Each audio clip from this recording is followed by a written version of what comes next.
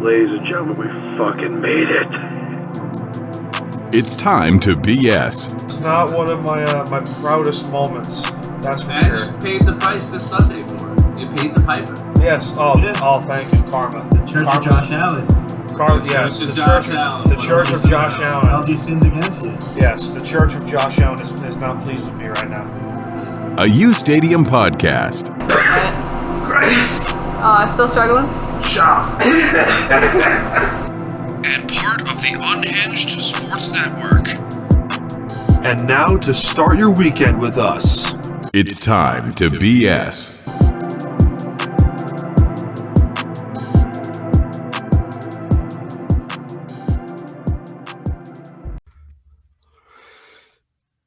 Well, this is an awkward transition we got here.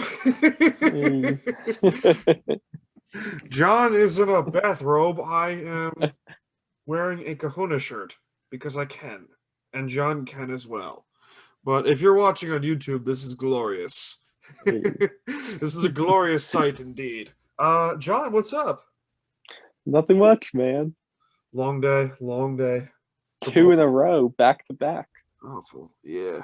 Crazy shit during this time. Crazy shit. We got some interesting hockey going on. So I'm with you on David Quinn. Fire him. After what I heard in his press conference, he's not the right guy for unacceptable. The job. You can't do that. You just can't do that. And look at how he's managing his lineup too every night. Yeah. He's not flexible and he's not doing what he needs to do with the young players. Correct. And he's holding them back. I saw this crazy stat. Alex Lafreniere, or however the fuck his last name is pronounced, is Swedish, right? He's Swedish. Yeah. Okay, so Lafreniere, let's call him Alex Lafreniere. He has 1 point in 14 games. To put in perspective, 2000 number 1 overall pick Rick DiPietro has 2 points in his first 14 games. Look, it's simply unacceptable. It's because they're not using him correctly. Now, I thought about this because, I'm not an Islander fan. I'm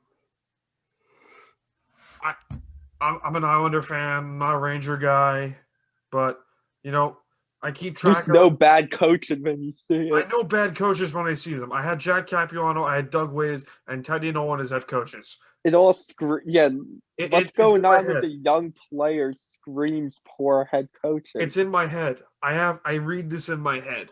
So I'll tell you what it is. The same things that I criticized those guys for when they were coaching the Islanders is stuff that I'm seeing David Quinn do night in and night out. Now, to be fair, he's never coached in the NHL before, so I give him a pass on that. But wasn't he like a national champion head coach at Boston College? Yeah, so the fact that he somehow doesn't know how to use young talent is kind of strange. Yeah, I cannot make sense of it. Because when they hired him, I thought a college coach would be perfect for coaching young talent for a rebuild. Exactly. I didn't look at it as a bad hire. The fact that you and I are both showing glorious chest hair on this YouTube video is fucking great. Yeah, we can even get the nip slip going. Easy there. We're on YouTube. We're not on Pornhub. Let's be clear here, man. The Islanders have been surging like crazy. They have currently 19 points, which is as I thought they would because their slow start. I did not really. Sorokin had a shutout last night. Yay! Yay! And then, but back to the Rangers. I think you have to pull the plug. Is Gerard Gallant still out there? I'm not sure. Because he would be my perfect hire for the Rangers. Yeah, that would be a good fit. That'd be a great hire. No, I feel like he would actually suit the young style players that they've drafted. Now, let's understand who Gerard Gallant is for those of you who do not know hockey knowledge like we do. Gerard Gallant is the former head coach of not only the Florida Panthers, but the Vegas Golden Knights. He has a weird tendency of getting the best out of nothing, which is and then he gets fired for some reason, which is On paper, this Ranger roster would probably be one of his best rosters going in. Mhm. And this is a team that I picked to make the playoffs. I thought they would be a playoff team potentially. I thought they would be, fourth in the East Division. I thought they'd be better than Pittsburgh. I thought they'd be better than not as good Because they should be. because they better should than be. It's the Pittsburgh. point. They should be. I mean, you have Artane Panarin. Anyone who's watched really any amount of Ranger hockey this year could tell you what the problem is. And their best game was against the Islanders, a 4-0 shutout. Or is it 5-0? 5-0, because It was a that was the 5-0 second game. shutout. Okay, but at the same time, you got to look at it as like, oh, well. That was against the goalie on his first game, that 5-0 shutout. Yeah, the Islanders technically emergency started Ilya Sorokin, which is still crazy for me to think that Ilya Sorokin is in the NHL after watching this kid for years.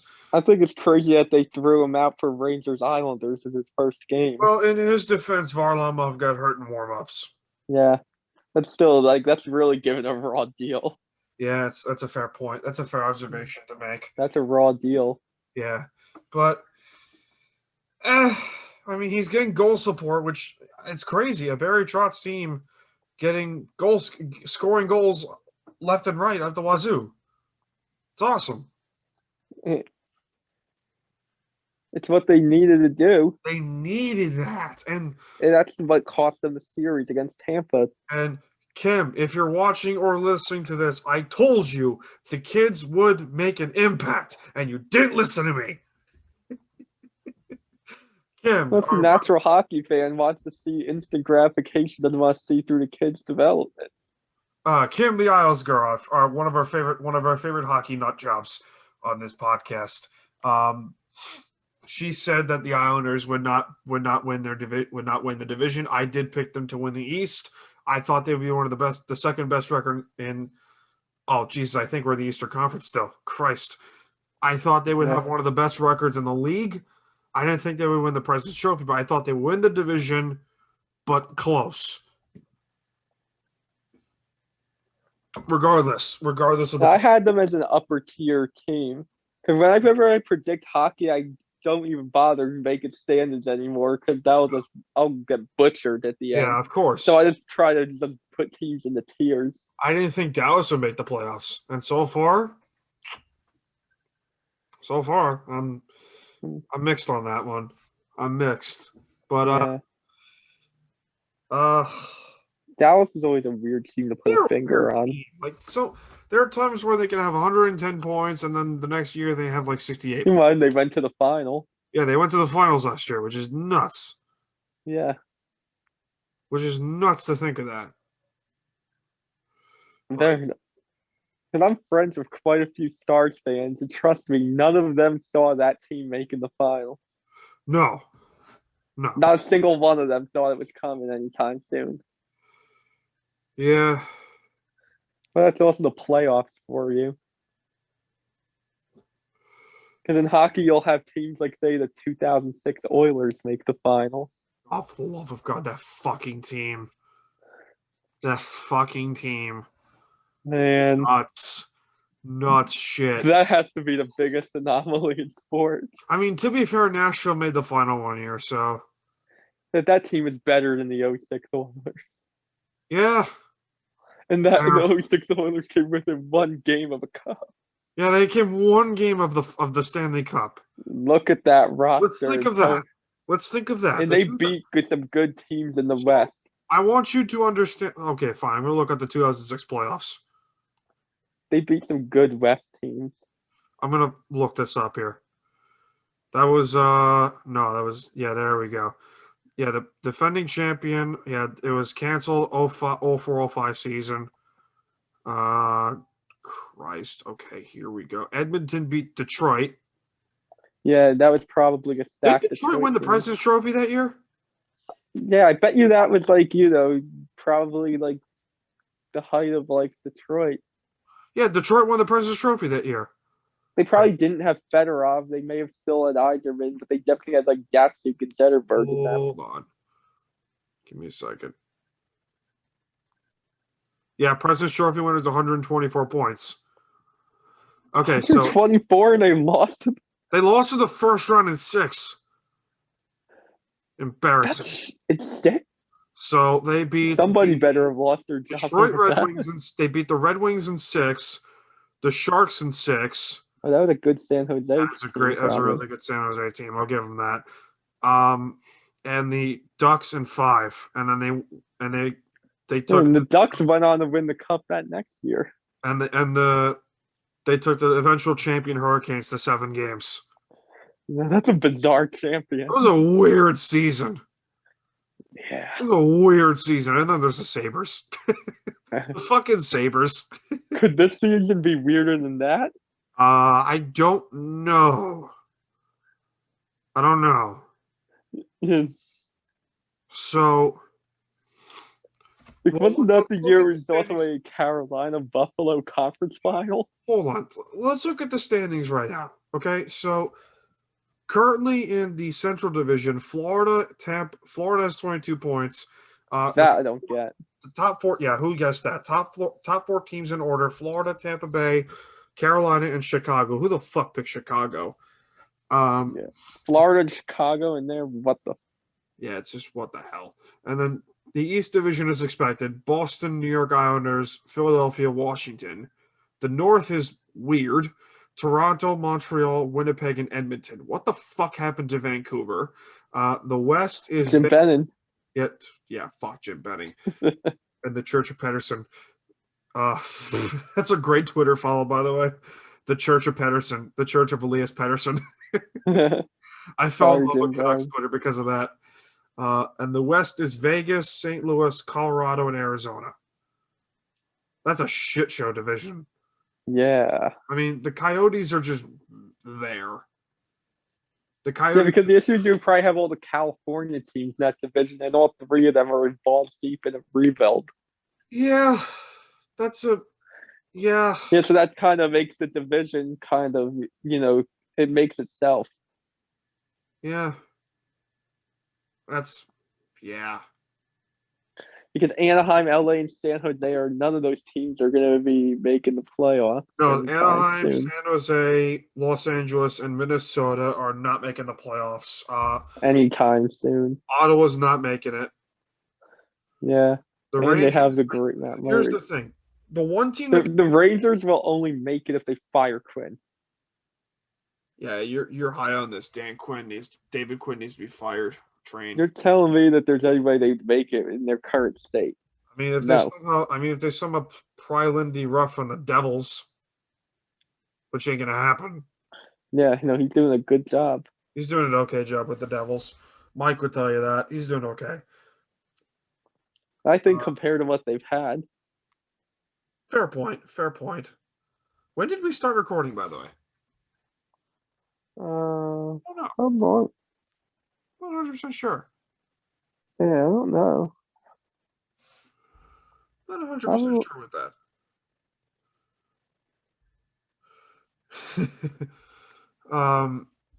What do you think of free agencies going on? Oh my God, JJ Watt got cut. I forgot to tell you that. Yeah, I know. Shocking. I heard he wants to go to Buffalo. If it goes to the Bills, oh my God. Yeah, I saw somewhere that there's mutual interest. If the Bills get JJ Watt, just Super Bowl team right there. Yeah. Because their defense was not that bad, just their pass just keep Josh Norman off the field as far away from possible. You know what else could be scary if it was possible? What? If he goes to the Browns and you have JJ Watt and Myles Garrett at your end. I don't know where he's going to go. That's the weird part.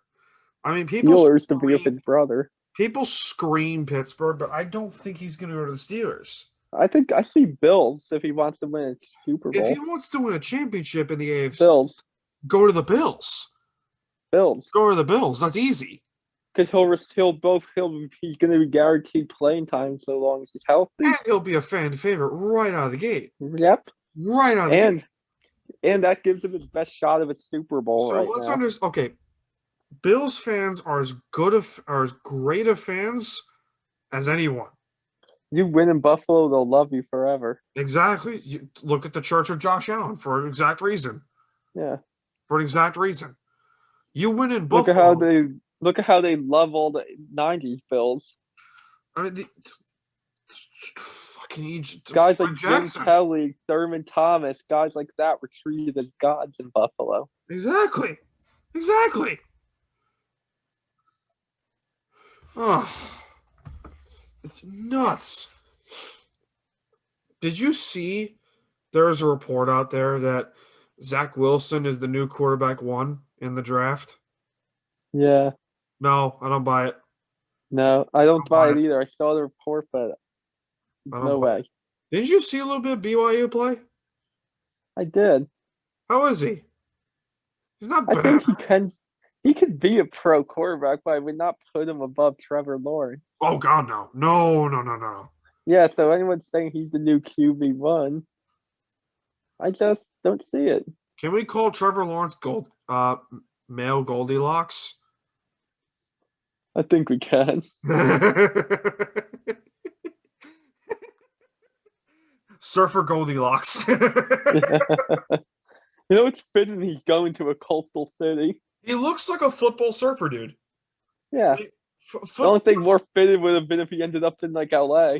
Miami. Yeah, Jacksonville. Oh my God. I mean, perfect. Jacksonville has good beaches. Yeah, they do. That's what I mean. It's so fitting he ended up in Florida.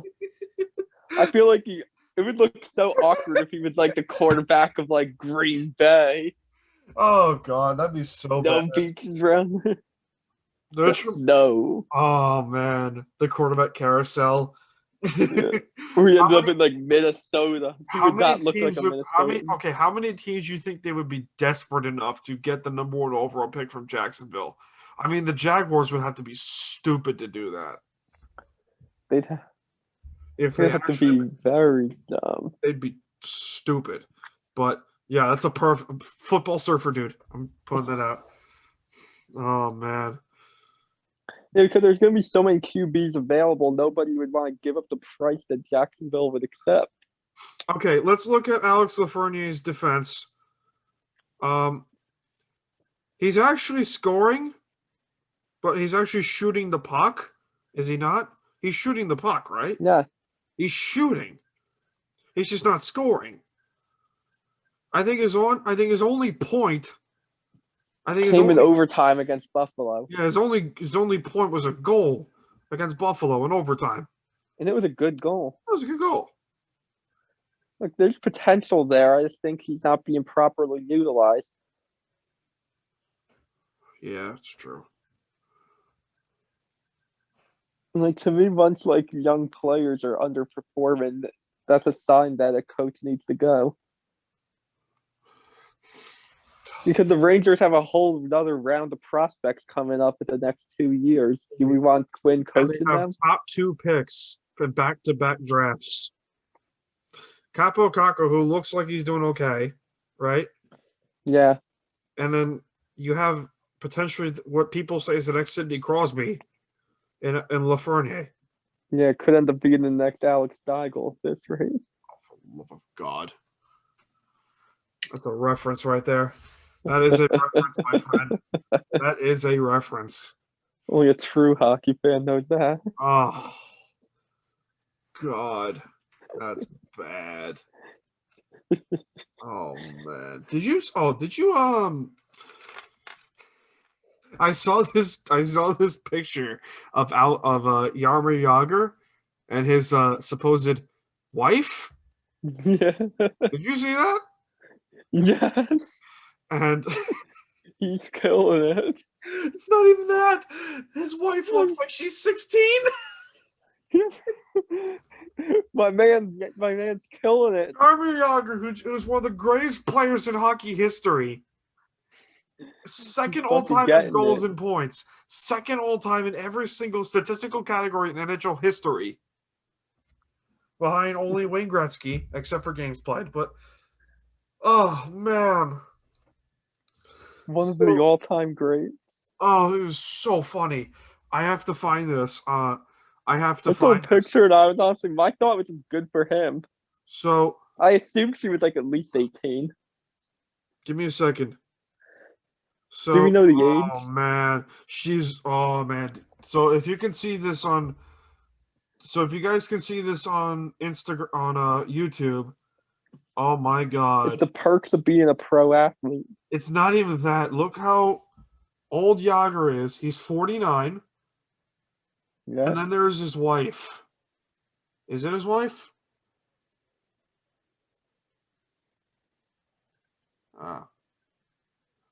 Oh man, I don't know. Give me a second. I gotta find this. Is that his wife?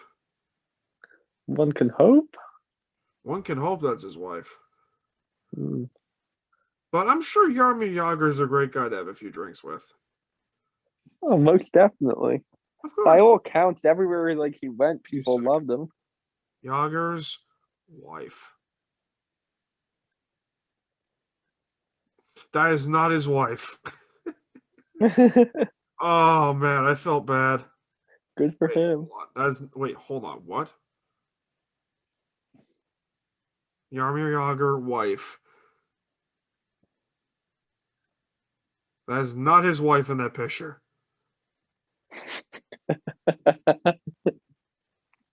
Christ. Oh man, that was bad. But that's just Yager. yeah, it's just Yager. Yeah. Who is this individual? Oh, she's a model. Oh, is that his daughter? Okay, then I'll have to take back everything I said. Okay, we have to take back everything we said then. Okay, that's bad. Okay. Okay, Yeah, time out. We're Time going out. to hell. Penalty box we go. Someone into the penalty box. Yeah. I volunteer, John. Well, you were just a dirty. Hey, listen, you're the one in the bathrobe here. Hey, Hugh Hefner wore a bathrobe, why can't I? Hugh Hefner wore a bathrobe in his entire existence. Yeah, I think I should start just walking around in the bathrobe, man. I would pay to see that. I would pay to see that. I'll just be driving. You'll see me driving around in my bathrobe. Here's the trick though. You have to drive around in a Jeep Wrangler, and not just any Jeep Wrangler. You have to get the doors off. Beach Wranglers with the doors off. Let the robe wave. With the and then when the cops pull me over, you mean? A Barstool Sports flag off the flag post. Saturdays are for the boys. And just I'd end up on the internet. You're in a bathrobe and a mullet. I'd be on the internet. I'd be on like Barstool. I'd be on Total Frat Move. I'd be on them all. I would not be surprised if you did that. That's the funny part. I can actually see you doing that. Hey, I was on Total Frat Move before. You were? Yeah. You were? Yeah, smashing a beer can on my head. I have to find this. It was way back in 2017. Oh, I'm not gonna find it then. You might if you scroll long, but they post like God knows how many things a day. So like Oh Christ! I think I was still pledged. Ay. Yeah. That's just bad. What? Woof.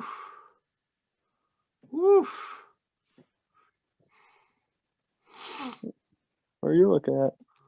I don't know. I'm just looking at stupid shit as per usual. When am I not looking at stupid shit? Yeah, that's life. Yeah, that's true. I'm always looking at stupid shit. I'm always looking at dumb shit. That's the funny part. Always looking at ways to look at dumb shit. What's another stupid thing I can look up? I don't know. Let's see what we got here. I don't know. All right, let's transition to the next segment. Hi guys, it's Dan. Time to BS Podcast and the Unhinged Sports Network have recently partnered with Fubo TV. What is Fubo TV, you might ask? Well, here's the thing. Fubo TV brings you hundreds upon hundreds of channels, including NBC, CBS, Fox, ABC, ESPN, and many more, without the hassle of a cable contract. Don't believe me? Click the link in the description now and start your 7-day free trial today. It's time to BS. It's part of being an LSU guy. It's part of being an LSU. I mean, see Odell Beckham and Tyrann Mathieu for details. But you want to know something, though, Dan? Yeah. I'm going to take a jab at this fan base. But he's the only Ohio State quarterback that can say they won a national championship.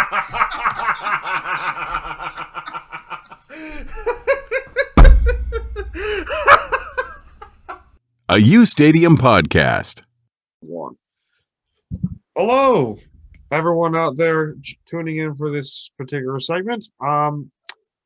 Joining me for the first time making his Time to BS debut is co-host of UStadium's The Sports Desk, Jack Mitchell. What's up, dude? How you doing?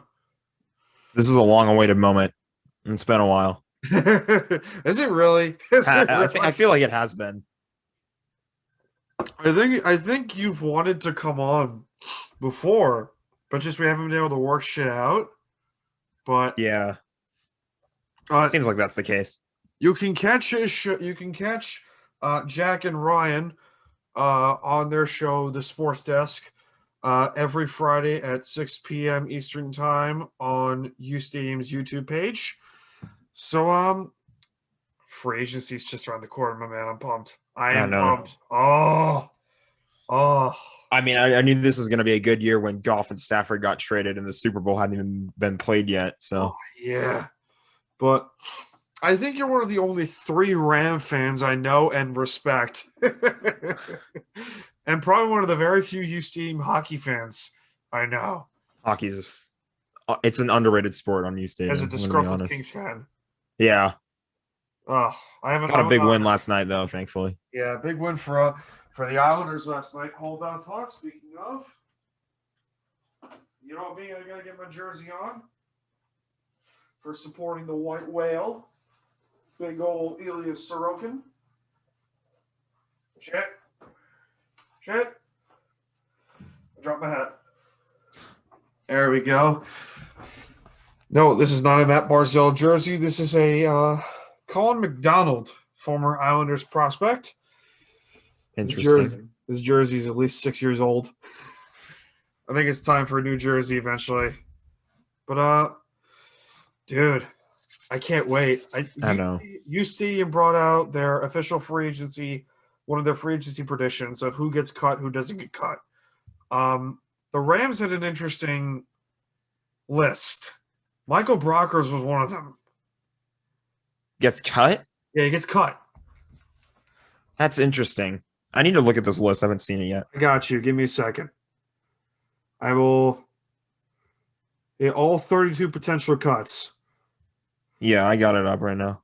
So yeah, the Rams are predicted to these are all predictions. Let's understand this here. These are all predictions, and these are not confirmed in any particular way, shape, or form. Where are the Rams? Can't find them. Why can't I find them? There they are. Michael Brockers, Rob Havenstein, and Austin Corbett. Brockers, Havenstein, Corbett. I heard this earlier today, actually. I saw that Havenstein was being made available for trade, apparently. I wouldn't mind that. I don't think it's official yet, obviously. I'll trade you Brandon Shell for him. He's a very good right tackle. Havenstein is a very good right tackle. They're both really good. Yeah. I don't think I would mind seeing him go, but I wouldn't hate to keep him. A lot of money, though. A lot of money. That's true. The contract was pretty big.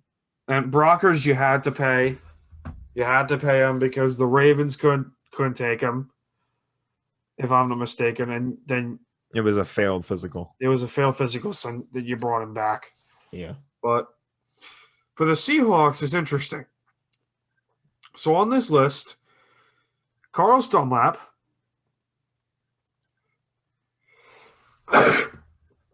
allergies, Jesus. Carlos Dunlap, Tyler Lockett, Jaron Reed, Quandre Diggs, and Brandon Shell. I think they all restructured their deals. Okay. I think you have to, especially Russ.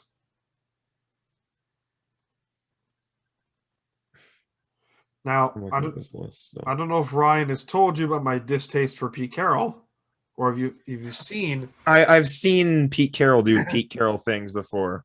Yeah, you've seen. Which has his interesting little challenge in the playoff game. I forget. Like, I'm pretty sure it was. Let's understand who Jack is as a sports fan. Jack is a Los Angeles Rams fan till the day he dies. For sure. And you're a USC fan, right?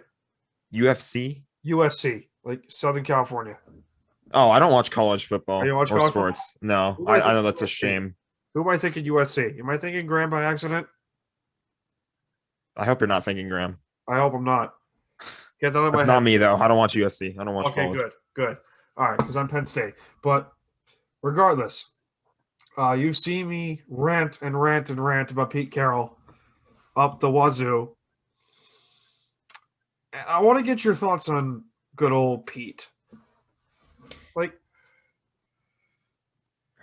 I feel like I have a field day with this. I would have a field day with it. I'm trying to remember specifically what the play was, but I know it was like in the playoff game that happened this past year. I just know it was a completely stupid challenge. Like it was so obviously wrong, and he did it anyway, and everybody on the app was just like, what the hell is this guy doing? And there's numbnuts who think he's a good coach. I wouldn't say he's a bad coach. He's not a bad coach. He's a good coach. He's not a great coach. He's just there. He seems to kind of like burn out, I guess, is the word I'm thinking of. Like when it comes playoff time, it feels like that's the whole thing with the Seahawks is they just kind of burn out. Like they look so dominant. They look so strong. Yeah. During the regular season. They were like the Dodgers from a few years ago. Yeah. They were like such a strong team in the regular season, and then the playoffs come and they just burn out. So even during their 2 Super Bowl runs, I mean, you saw like even the playoffs. I mean, they had the good first playoff games against the Saints and Panthers, and then even in the NFC Championship games, they couldn't get going until the fourth quarter, or even in overtime. They couldn't get going. And I don't know if that's just a Pete Carroll thing, but I have been calling since the birth of this podcast, even since the birth of the first show, the sports game. I've been calling for Pete Carroll's head for so damn long, and rightfully so.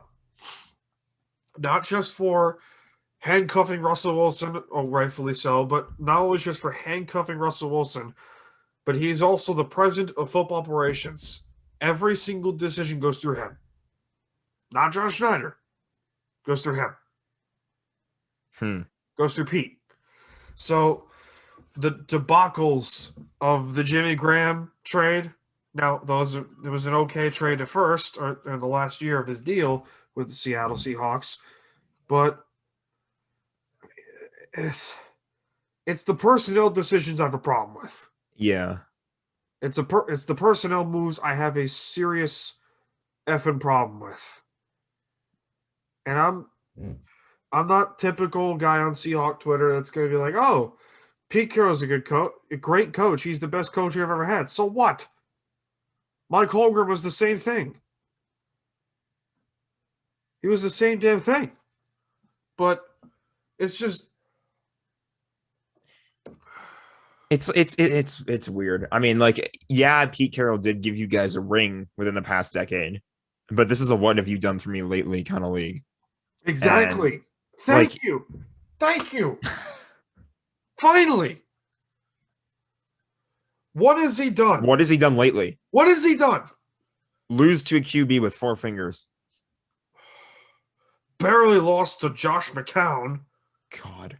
Lost to Colt McCoy and the Giants. Oh, for God, we don't talk about that. We don't talk about that. I'm just kidding. As a New Yorker, well, it happened though. It's relevant. It happened. It's like that's the thing. They're a great team. I'm not denying that they're a great team, and I think they'll. What I said on the sports desk about them being a 4 seed in the NFC West, subject to change. I think they're still going to be a good team, but question marks up the wazoo. Unless if you somehow win the offseason with great free agency signings. I'm talking like rebuild the line with like a Brandon Sheriff or a Lane Taylor. Bring back Ethan Posick, who was a really good center for the team last year. He was awesome. He was good. He was awesome. He really was. That's his natural position at center. And he ruined his first 3 years of his career by playing him at guard. He's a natural center. You know, Dwayne Brown has shown at 30, despite being 35, has shown to be a really good left tackle in this league. Still. But you still need that one piece on the offensive line, whether that's at right tackle or the left guard. But Brandon Shaw has shown when he's healthy to be a very good right tackle. You need as a fan of a team who's had a really deep Super Bowl run because of the offensive line, I would say, is a big piece why. Yes. You want your offensive line to be like healthy all year long. I think that's a big thing. And I don't think Seattle's I don't know how they've done in terms of that, like keeping everybody healthy. Well, Damian Lewis has shown to be a really good. I think he was at one point on Pro Football Focus the best rookie offensive lineman in a long damn time, and he just can't pass protect for shit. He's Mike Upati, if you want to put that in an example. He's a younger Mike Upati, but even on defense, I still think Jamal Adams. I could go on all day about Jamal Adams. Oh, I know you can. I know you can, my friend. And so can I, because I myself am part-time Jet fan. So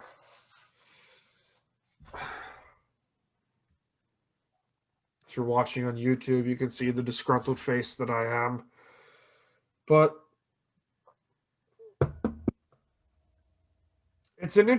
I'm not ruling out the possibility of it being a bad trade. Because if you want to look at his numbers, he's really good in terms of getting in the backfield. He's unreal.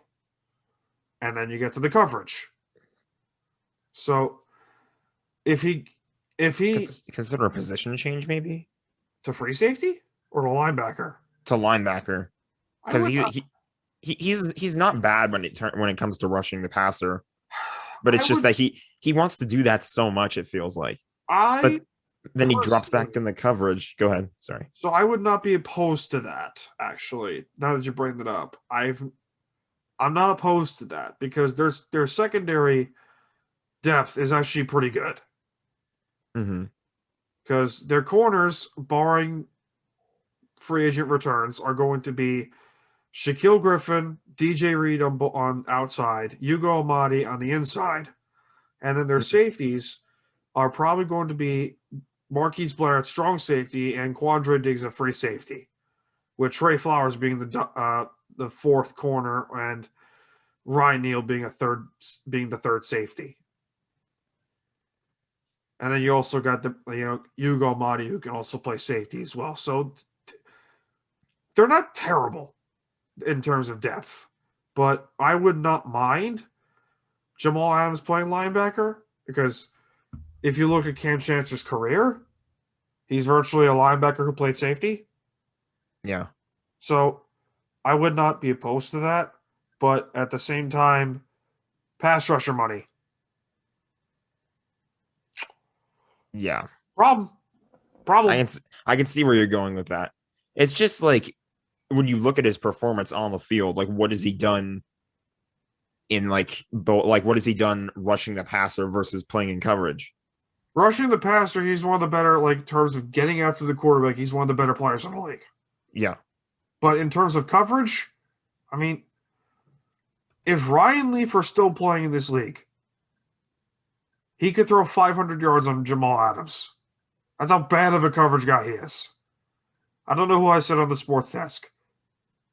I don't know who I said. I don't remember. I don't remember who I think it was Ryan Leaf, or it was It was a while ago. It was last week. I can't remember. Yeah, but last Friday.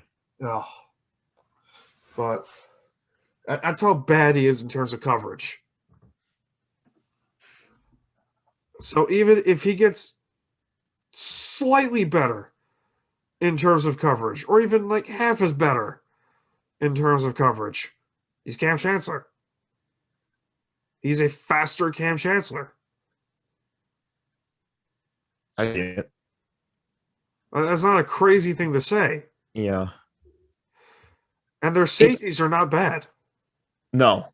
Seattle has really good safety. No, they have good safeties. I mean, Ryan Neal, when Jamal was out for a few games, Ryan Neal has shown to be a good player. Marquise Blair, their second-round pick out of Utah, has shown to be a good player. Quandre Diggs, 5 interceptions last year, Pro Bowler, good player. It's just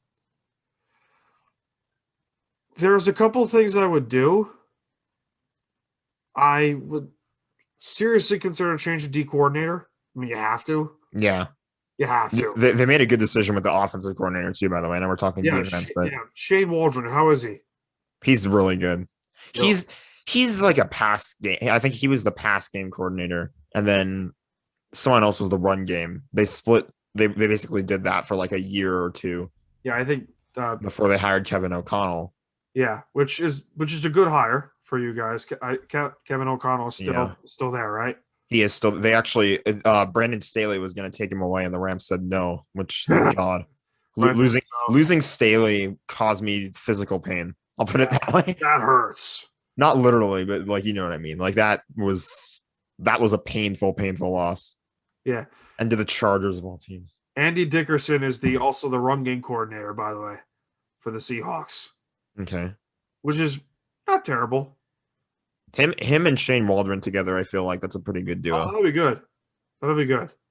I'm not denying. Because wasn't Seattle in 2019? They were like a run team, like crazy. Like they were like I remember the Sunday night game they had against the Rams. It was just run, like all game long. So it was not even. It was 2018. They had the number one rushing attack in football. But at the same 2018? It was 2018. Chris Carson. No, 2019. Carson. It was a Thursday night game against the Rams. I remember what you're talking about. I'm trying to think about that one game. It was like a Sunday night. The Rams won, but like Seattle was just constantly rushing the ball. Yeah, that was might have been 2018, the week before the Chiefs game. That was when Penny got hurt. I don't remember. I know what you're talking about. I know what you're talking about. Go for it. But it wasn't 2019. It was 2018 where the Rams were. No, it was 2019. You're right, but it was a Thursday night game where the Hawks were just running the ball like absolutely effing crazy. And I think they had like 250 yards rushing in that game. They really kind of did like both games that year. Yeah, they did. I just remember about 2019. It was all about the run. Yeah, but I think you. In terms of free agents, I think Carson leaves. Okay. I think you have to. Because maybe Malcolm Brown comes over to Seattle. Who knows? Not even that. I think they like Travis Homer. I think they like DJ Dallas. I think they like Rashad Penny. But even then, Carson was your offense. Yeah. When Carson was hurt, their offense went to shit.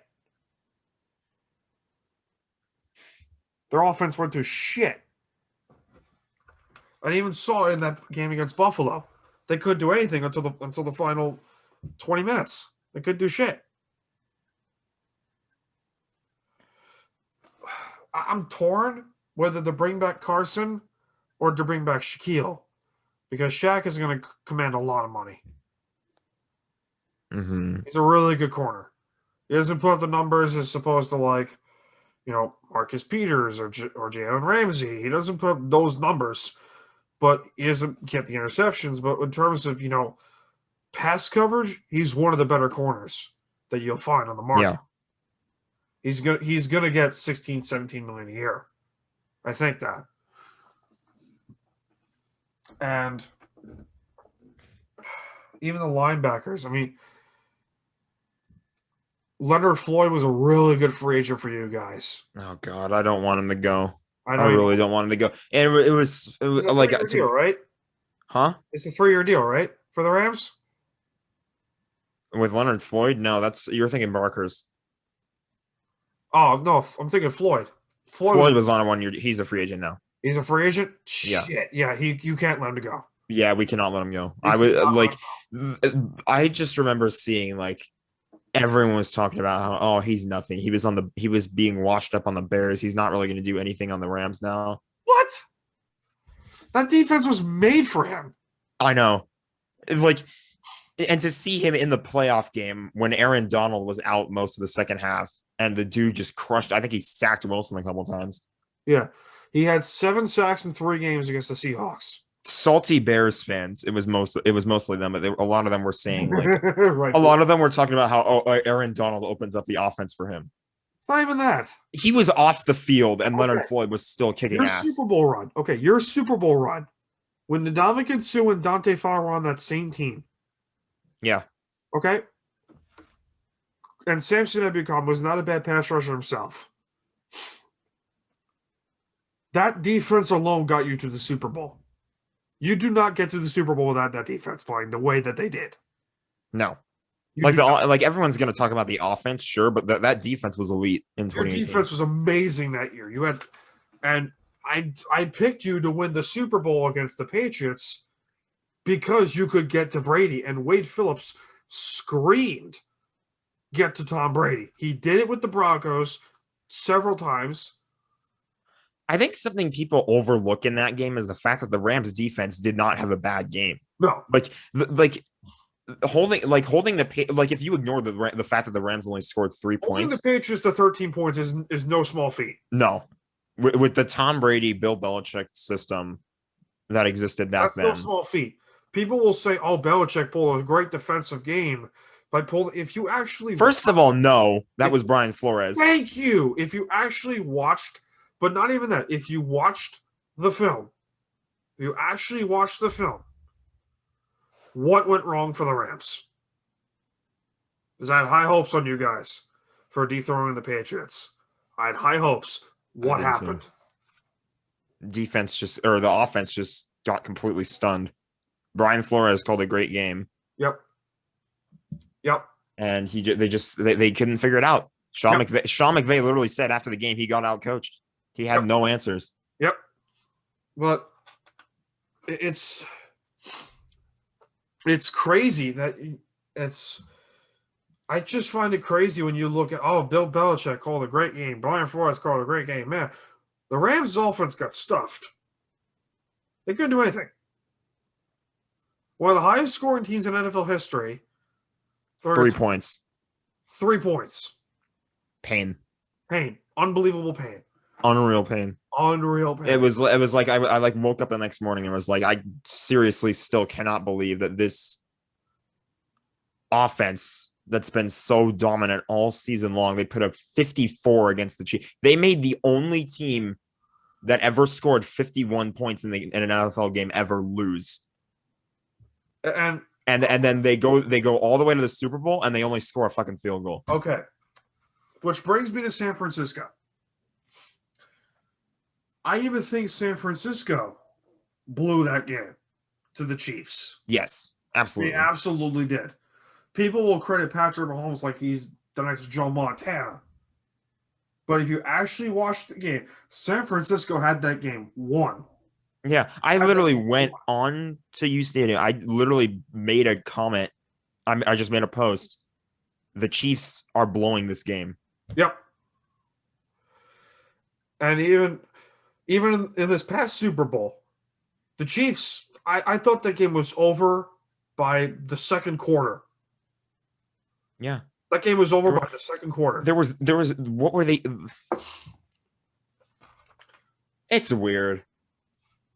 It's so weird how this Super Bowl just completely changes teams sometimes. It's not even that. It's also the Chiefs are a one-dimensional offense, and no one pays attention to that.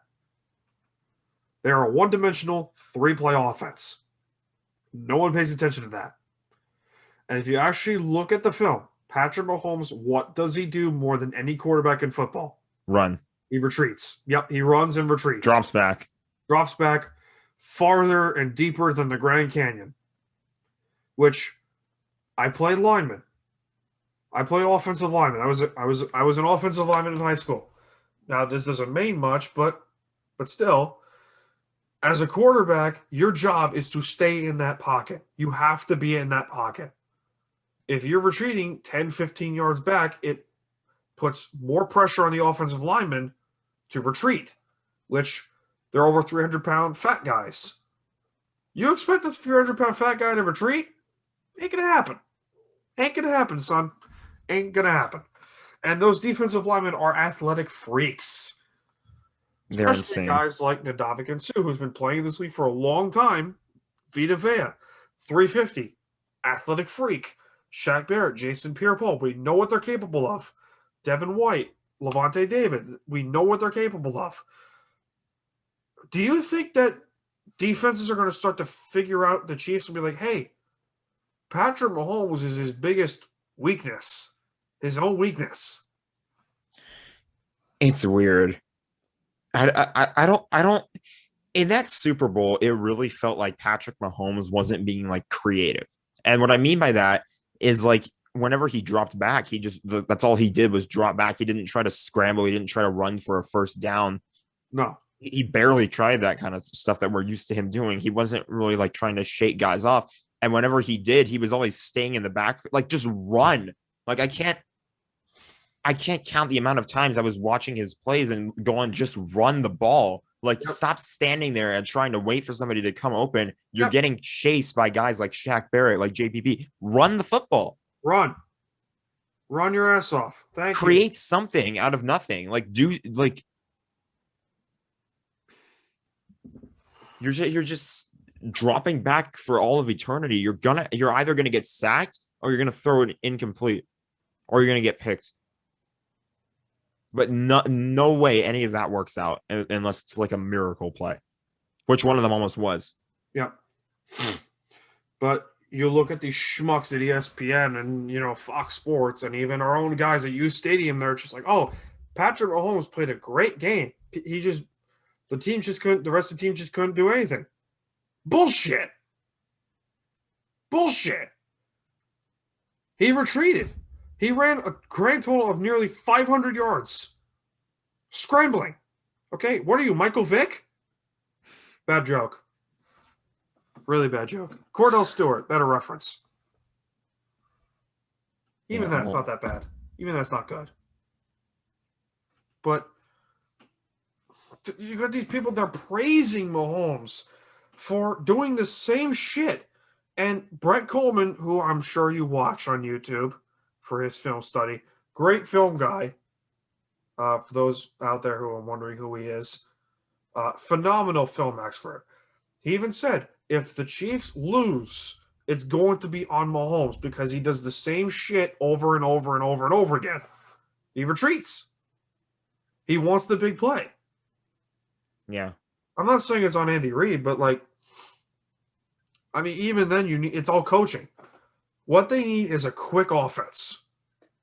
Like they need what the Sean McVay offense was their first 2 years. Quick, play action, run. They need that. They need that kind of offense.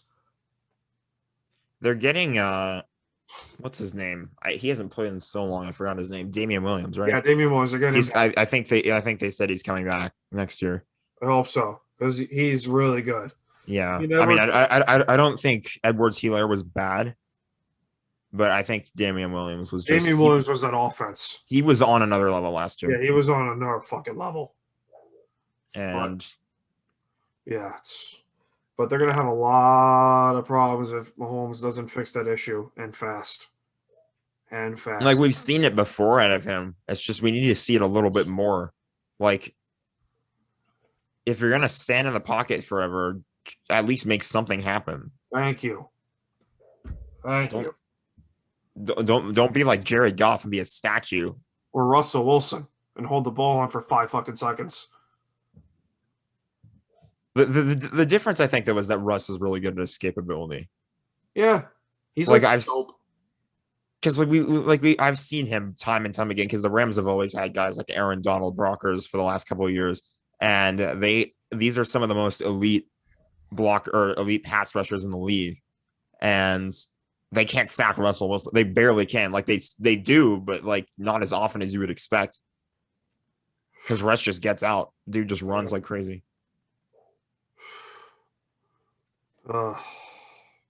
Crazy shit. All right, my man. thank you so much for coming on. I will be sure to definitely have you on. God knows when, but We'll figure it out at some point. well, yeah, absolutely. We'll definitely get you on. And even we'll get you and Ryan on at the same time. If we could get this shit to work out and Yeah, that'd be scheduling fun. and shit. Oh, that'd be a lot of fun, man. All right.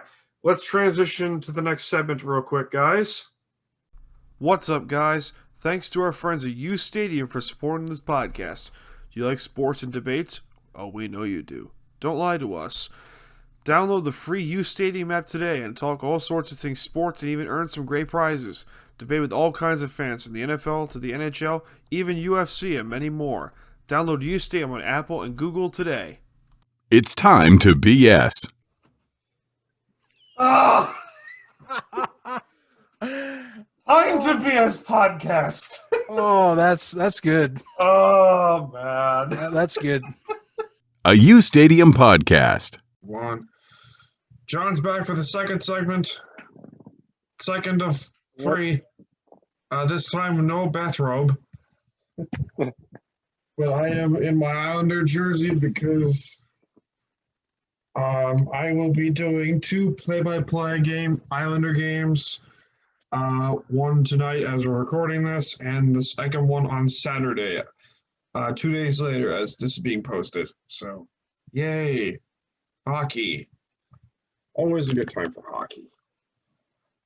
Always a good time. But, John, how you doing? I'm doing good, man. Can't complain? Not at all. Can't complain, my friend. There's no whiskey in this. There's just water.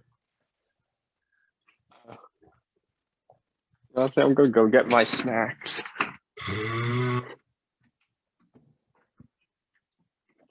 Remember the munchies?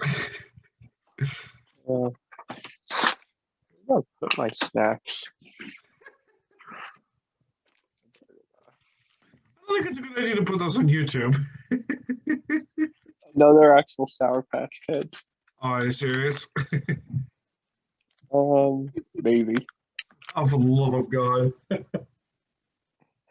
Yeah, no. Oh, man. All right. Thank God this is also audio form, so for those of you who know what John is doing, you get the joke. For those of you who do not know, look it up. We have fun. We have fun. We have fun around. That's the way. It's the best thing to do when snowed in. I mean, I wouldn't know because I don't do that stuff, but I don't. But Yeah, but if you do, it's probably the perfect time to do it because you have no responsibilities. I have other ways of occupying my time, like shit posting, Xbox, yeah, GameCube, and shit like that. I mean, I have ways to occupy. Oh, I played a lot of Xbox today. Oh, you and me both. I played too much Spyro.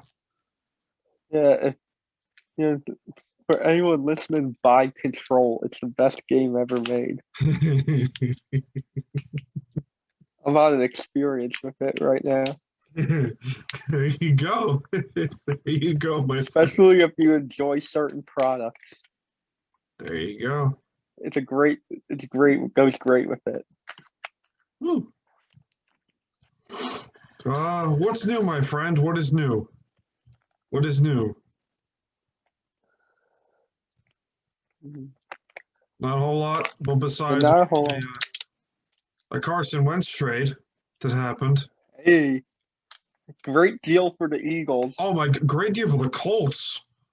The Eagles, because they unloaded that contract. Did you see the dead cat?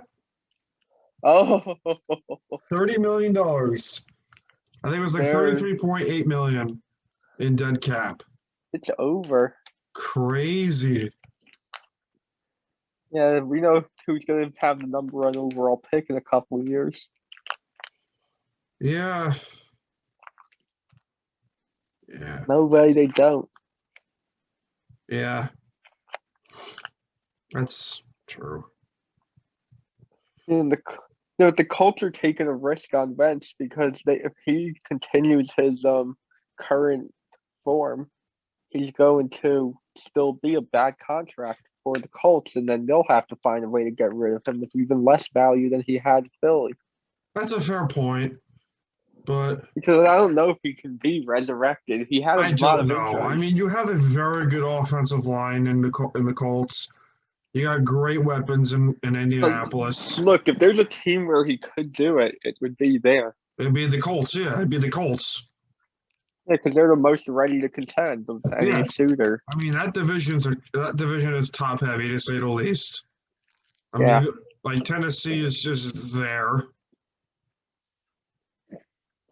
Tennessee's just there.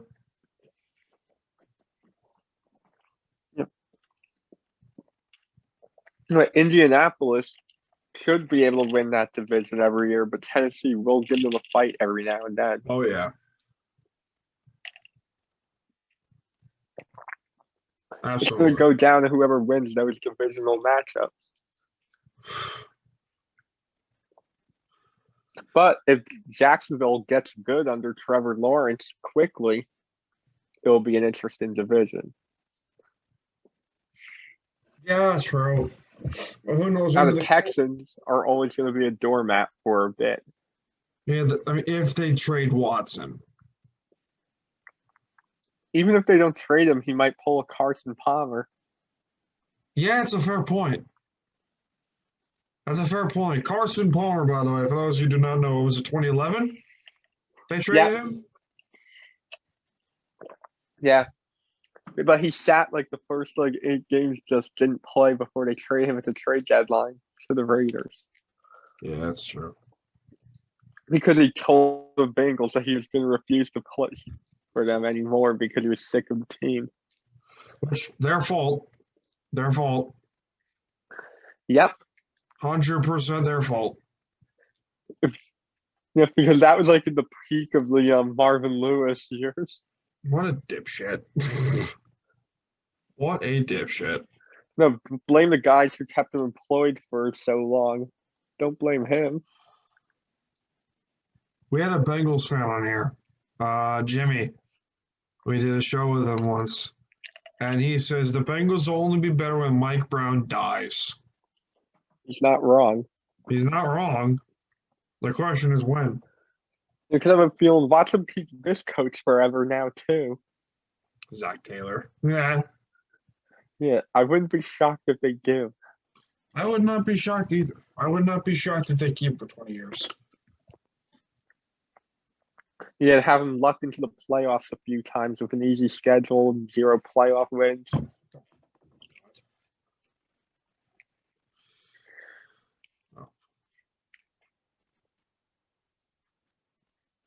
Oh, you're texting. Sorry, my friends are texting me like dipshits. You're good. Speaking of, Volume 15 of BS Sessions will feature 2 former co-hosts of Time to BS podcast. So 2 old friends stopped by for BS Sessions Volume 15. Volume 14 will be recorded in the near future. Volume 13 featuring Hong Lam of the Defining Months podcast is up. You can check that out on Spotify, wherever you get our shows. But Will and Dave, 2 old friends of mine, will be joining the show for BS Sessions Volume 15, and we'll talk all sorts of bullshit, as per usual. Because that's what we do. We like to have fun. Yep. And Will is a demonic Jets fan. So, there's that. Yeah. They're going to unload his hatred. If you're a Jet fan, you have every right to unload hatred. Yeah, I would be too. Yeah, because think of what that Absolutely. organization has done in the last 10 years. That's a fair observation. They had an embarrassing decade. That's true. That's true.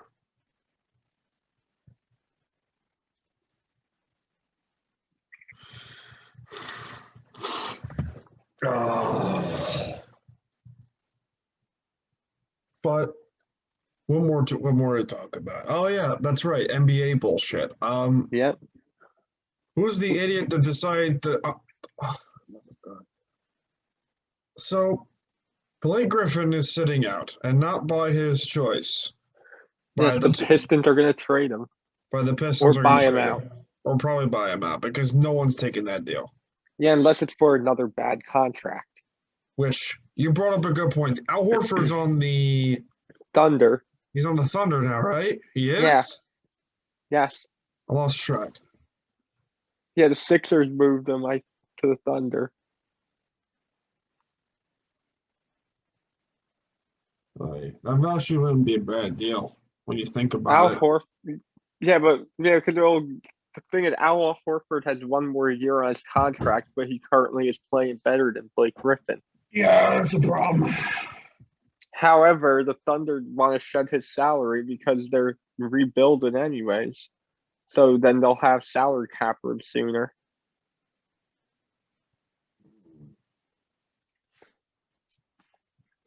That's a problem.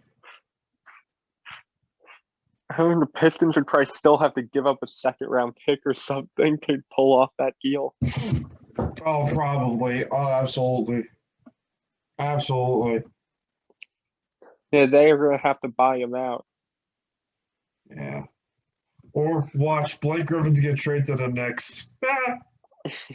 Now, I heard the Knicks could be going for Andre Drummond. I heard they could actually be going for Mo Bamba for the Magic.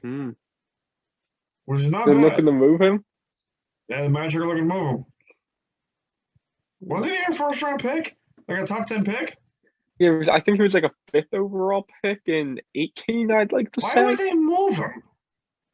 They're not bad. I mean, they could be. Yeah, he honestly just has never really developed any sort of offensive game. He was a Texas guy, right? Yeah. That's why I remember him. Yeah, he hasn't developed any sort of offensive game. Oof. You know what's a good team? The fucking Suns. Chris Paul. Yeah. Anywhere he goes, he'll make them good. Anywhere he goes, except for the Hornets. But that was a hopeless situation. It was just bad. Keep in mind, didn't the NBA own the team at one point? Yeah. Yeah, they blocked the Chris Paul trade to the Lakers. Oh. Because David Stern interfered more than any commissioner in any sports that he ever did.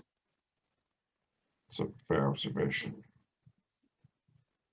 You ever hear that story of the Chris Paul trade to the Lakers that got blocked? Really? Yeah. Huh. When was this? It was when he was leaving the Hornets. I think it was 2011.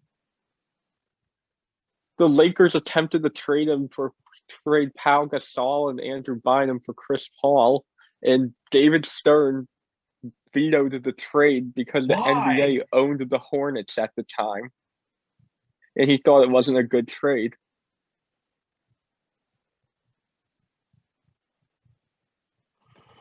He rigged there could have been an opportunity to pair Kobe Bryant with Chris Paul. That would have been awesome.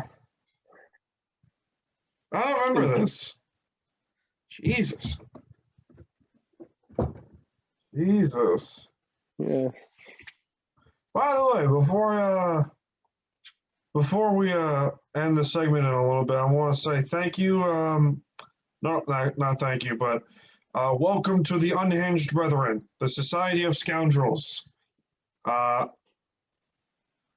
member of the Unhinged Brethren joining us, and a member of anyone who likes to talk bullshit is a friend of ours. Of course. What's new in the hockey front, my friend? What's new in the hockey front? Alex Galchenyuk got traded again. Yeah. Which honestly, I saw that coming, but could have been more. Yeah. Chicago is now in second place in the Central Division. Don't get it. What is going on with the Blackhawks? Who's their goalie even right now?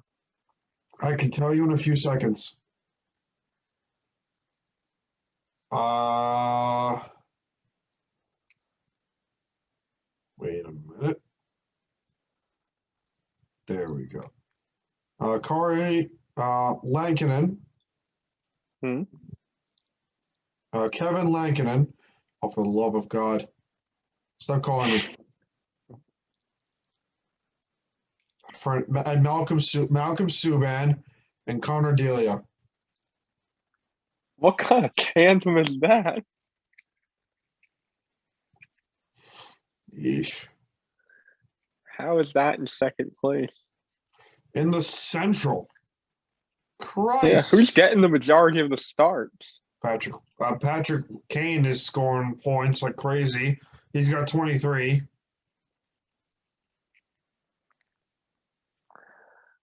Yeah, because I always thought the Hawks had no depth.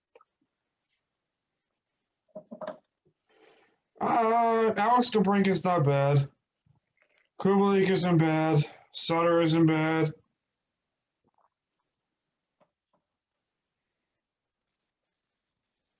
It's not bad. I mean, they're not terrible. But, like, I don't think they're...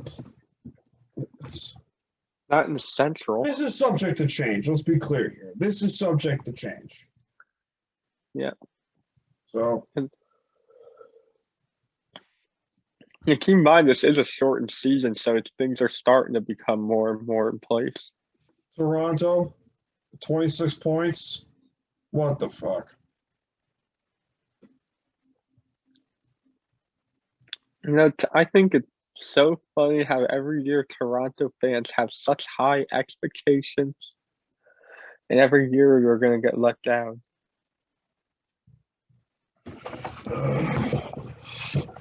Thus is the life of a Leafs fan. Yeah. At least they will not know years upon years of endless disappointment and struggle, like a certain me. People say, "Oh, you're an Islander fan. You had great success." Like, fuck you. No, it was before you were born. Fuck you. In your lifetime, what have the Islanders done? That's what you gotta think. Yeah. You've seen some teams. Oh, man.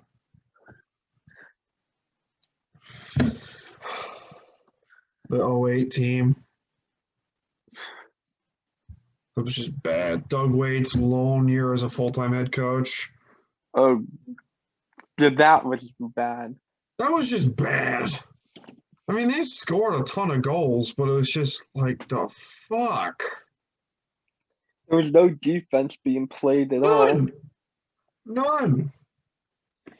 They were, like, to me, that was like an all-time low. Like, I saw, like, when I saw like how that we were playing, I'm like, this is not gonna work. Yeah.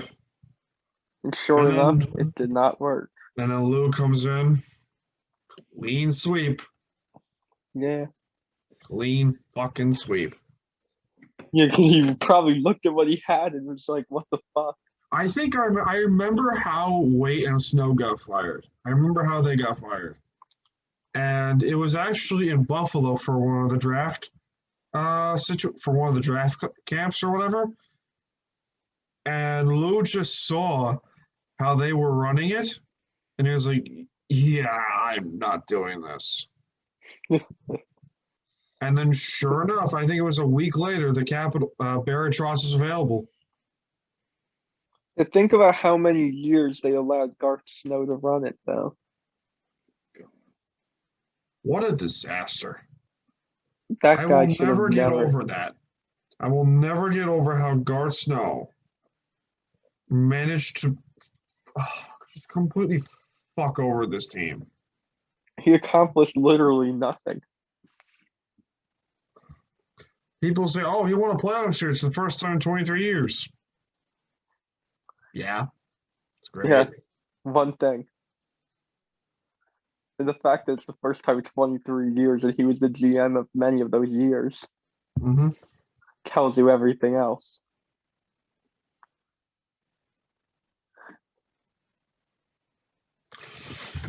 It's just bad. It's just colossally bad. Unbelievable. They At really. least the Knicks fired their bad GMs fast. And because it's basketball, they fire GMs and coaches with the snap of a finger. Yeah. Hockey's different. I mean, hockey, you win some playoff games, or And unless you were from like probably 07 all the way to like 11 Islanders when they hired Capuano. which reminds me, Capuano was not the worst coach in the face of the play. He was just incompetent. Yeah, I just think he wasn't really driven to win and wasn't really a competitive person. Yeah. Like, to me, he like just didn't have the mentality of like a coach of say like a first place team has. Yeah, fair point. Like his press conferences were just kind of like mellow. Yeah, it's true. Ooh. What do you think of this fan control football? What do you think of this? I think it's just gonna be another gimmick that will fade in and fade out. I mean, it's like what, 5-man football? Yeah. It's not terrible. You know, we always see like these things come and then they go. In Yeah. the XFL. I mean, they did the right thing by getting Johnny Manziel in there. That's star power immediately. Not saying a whole lot, but yeah, like at this point, Johnny Manziel is just a widely regarded show. I mean, crackhead and everything. Yeah. He was probably he like probably was one of the worst human beings to ever come to the NFL. What a piece of shit. Like that says a Just like lot when you Tinder. think. Just like Tinder, my friend. They're all pieces of shit. Yeah. All whores and OnlyFans whores. Yeah. You gotta Meanwhile, be you careful. get some ladies. Meanwhile, you get some ladies who are just like, hey, they're all right. Yeah, you gotta be careful with those girls on Tinder, man. Fuck Tinder. Every now, yeah, because I look except one time I had that shit happen and I started feeling it. Yeah. What's the Cost me worst? $70. What'd you do? Oh, Oh, I you had to bought go to premium, did you? No, For worse. I had to go to the Norman Health Department. Good job. Good job. They need the antibiotic. At least you're honest. It was a cam girl. I will give you that. You're honest about that. It was a cam girl that lived in Oklahoma Oh, City. for the love of God, they're the fucking worst. Yeah. Cam girls are the worst. They're all the same shit. Yeah, well, I think I learned my lesson. Yeah. No shit. Yeah. Dipshit. How drunk were you, first of all? Oh, I wasn't drunk. Oh, okay. How high were I you? was, I was on Molly. Of course. That'd be probably the only. I think at that point I was on like a mission and I already met her like somewhere else, so I could just hit her up and like somehow. Just be like, I'm going to get this girl tonight, even if it costs me my dignity. Yeah, I went on a mission and the mission ended up, resulting in, sometimes you go on a mission and it goes good. Sometimes you go on a mission and you get gonorrhea. You're such a fucking Stunan. Hey, that should be like a quote. That should be like a quote, like, put on my Sometimes you gravestone. just gotta do this shit.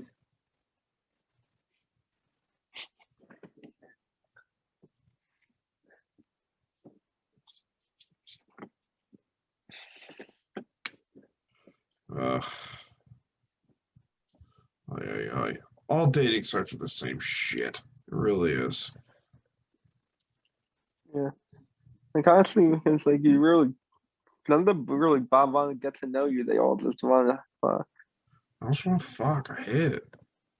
I really hate it. Actually, No, what they I want don't you want to to join do a is they fucking want you stream. to buy them dinner at like some nice place in return for fucking. It's essentially prostitution. Like when you really think about it. Yeah. Because you probably never gonna have any time with a girl where you didn't have to spend money in some sort of way. Like if it's like the first time meeting her. Yeah. That sucks. I think it's like just full of opportunists. Opportunists galore, trying to get into your pocket, trying to get into your pockets. I almost said pocket. Yeah. Fuck. Oh, the worst was one time I was on Tinder. I got back and it turned out it was a lesbian who wanted me to impregnate her, but then have nothing to do with the baby ever again.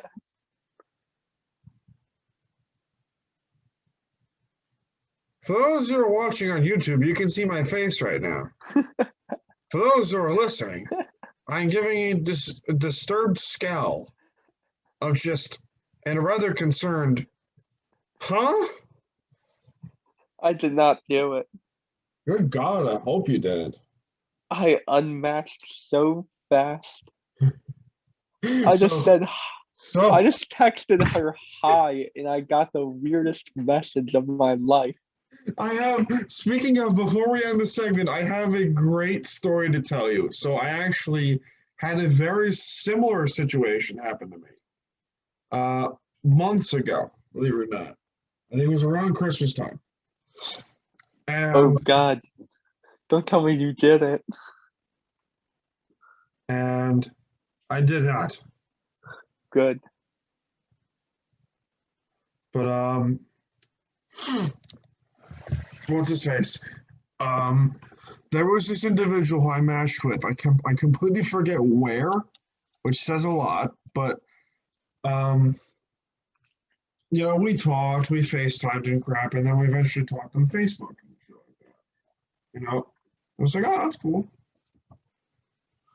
And I lost track of the story. Oh yeah, that's right.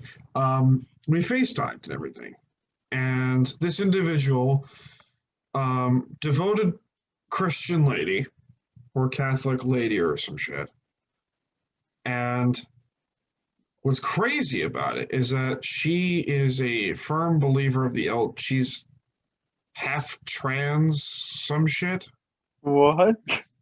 Now let's understand this here. Oh. The Christian community, how is this individual a devoted believer in God?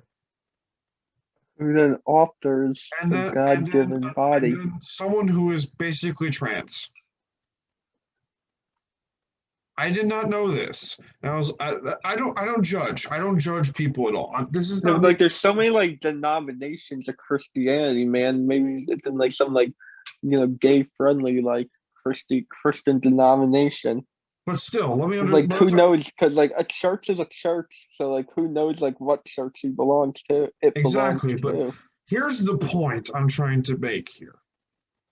This individual had a pregnancy fetish. What? You heard me.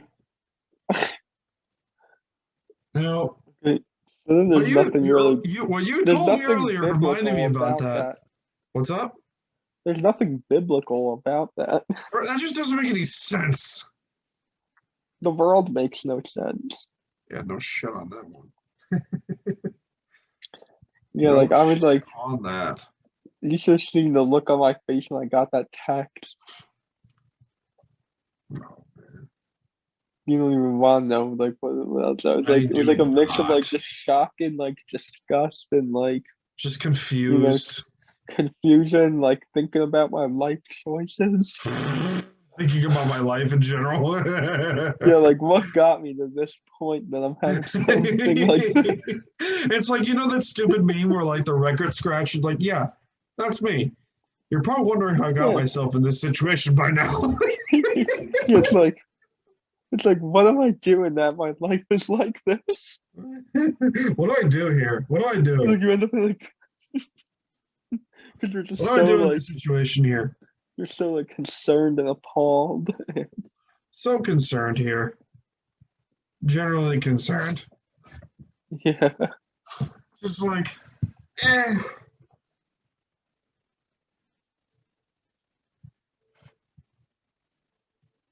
Honking on the horn, I see your car alarm is going off. I was like, Nice. what noise is that? Some car hopping going on. I don't know. I have no idea. That's the funny part. Wait, does that happen at your apartment complex? Not really. Not a whole lot. In mine in Oklahoma, I had car hopping constantly. Jesus. Isn't that an Oklahoma thing in general? What? Yeah, like you always want to lock your door because like things will get stolen all the time. That makes Somebody sense. stole some sculpture that was in like my apartment's lobby. What for? I don't know. Maybe they just decided to steal it. But how do you get a pregnancy fetish?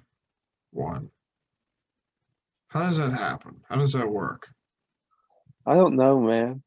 How does that shit work? I'm not saying I would do it, but just like, do you have like a fetish for having kids or like?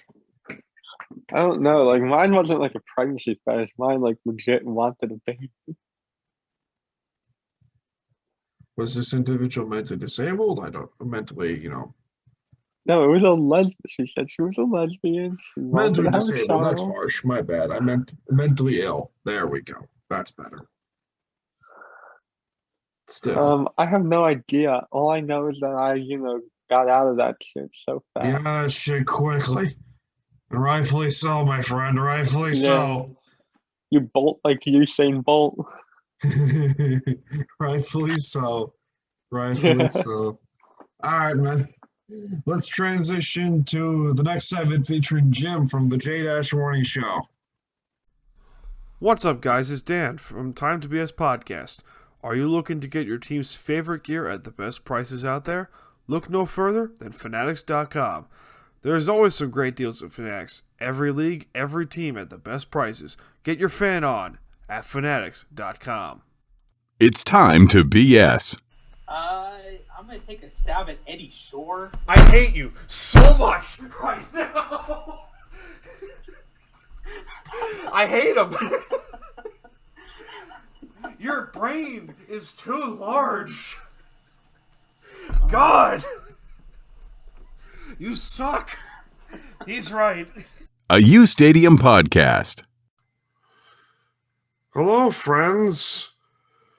As promised in the last segment, Jim from the JDash Morning Show and the creator of the Unhinged Sports Network joins us here on Time to BS Podcast. Yeah, I am. So how you doing, man? How you been? How you doing?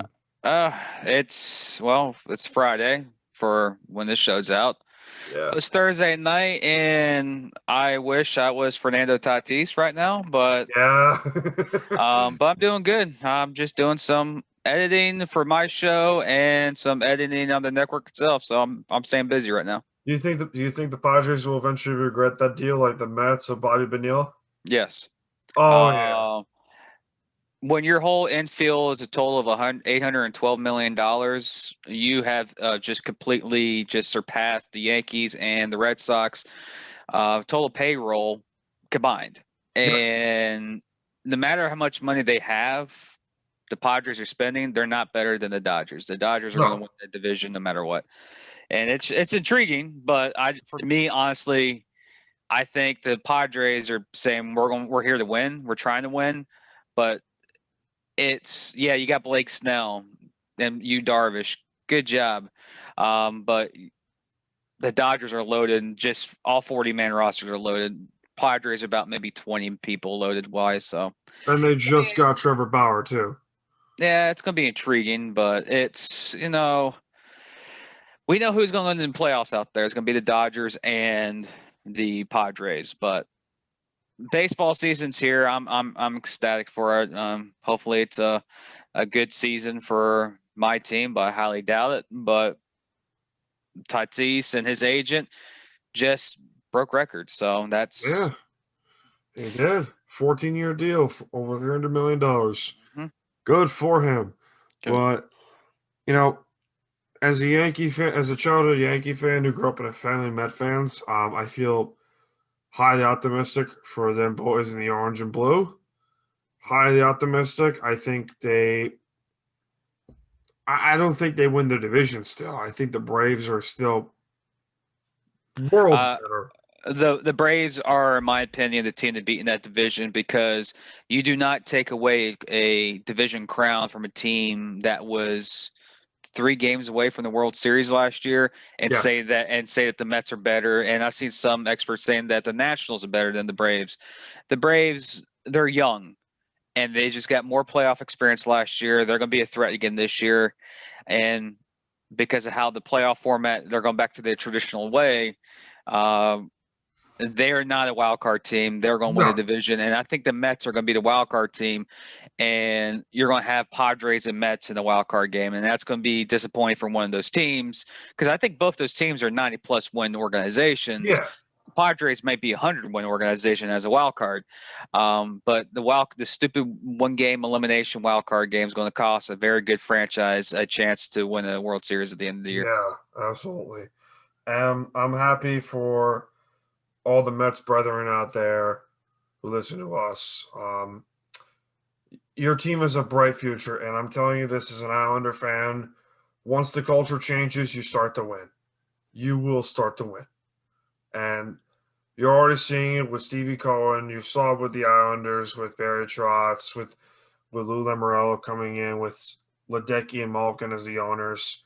You already seen it with the Isles. Eastern 2 games away from the Stanley Cup final last year. And, I could say the same thing, but the Jaguars, but 1 in 15 seasons, so.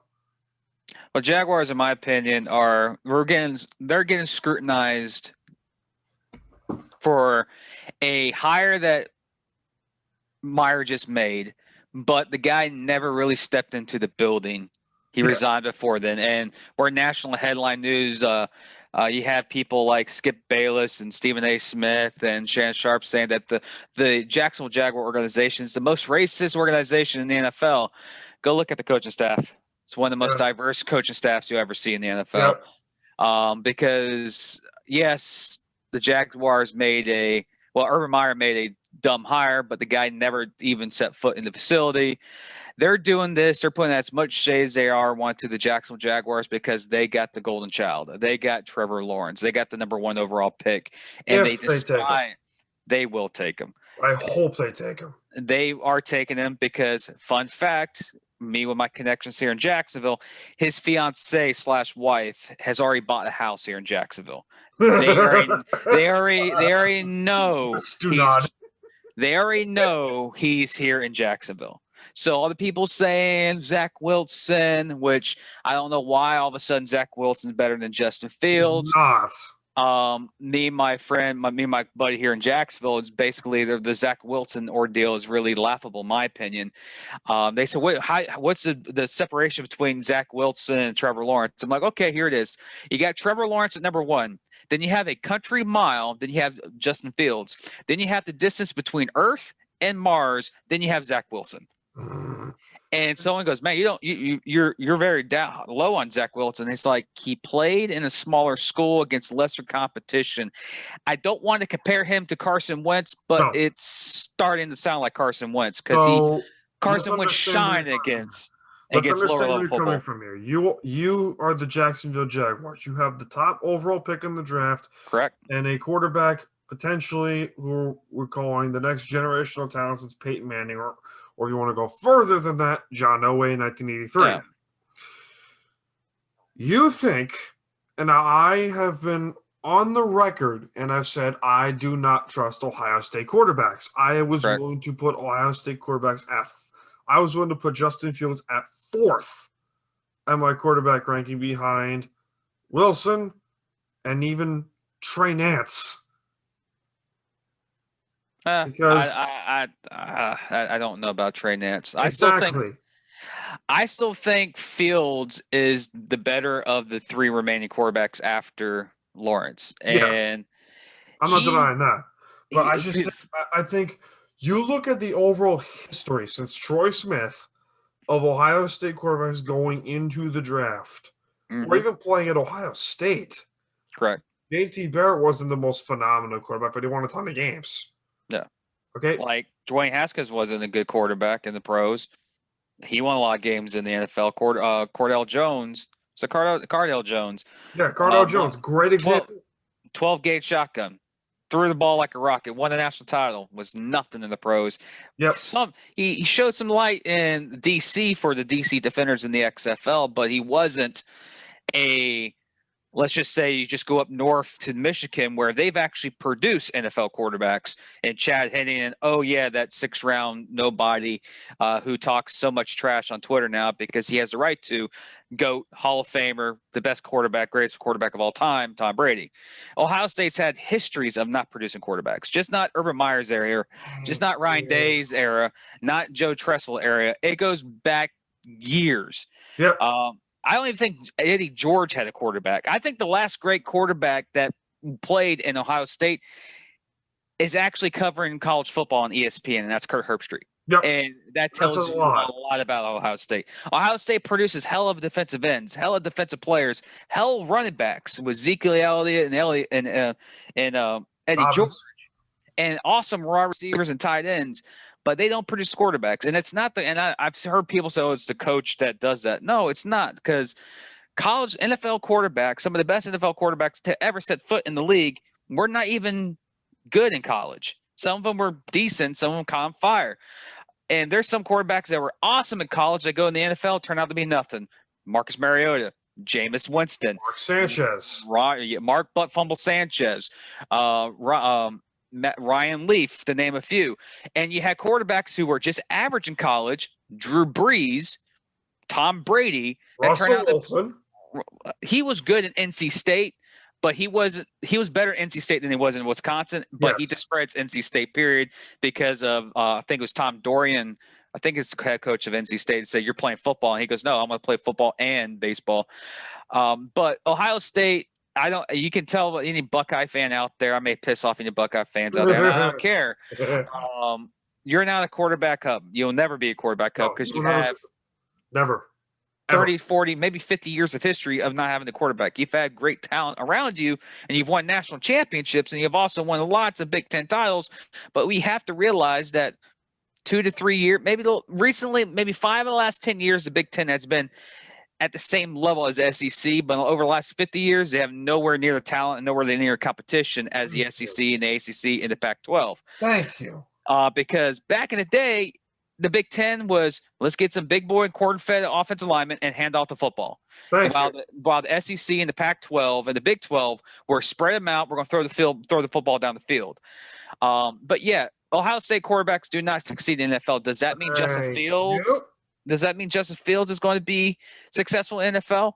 I think he will in the right system. Thank you. Because he's a better because you look at Justin Fields compared to Cardell Jones and Dwayne Haskins and JT Barrett, and the list goes on.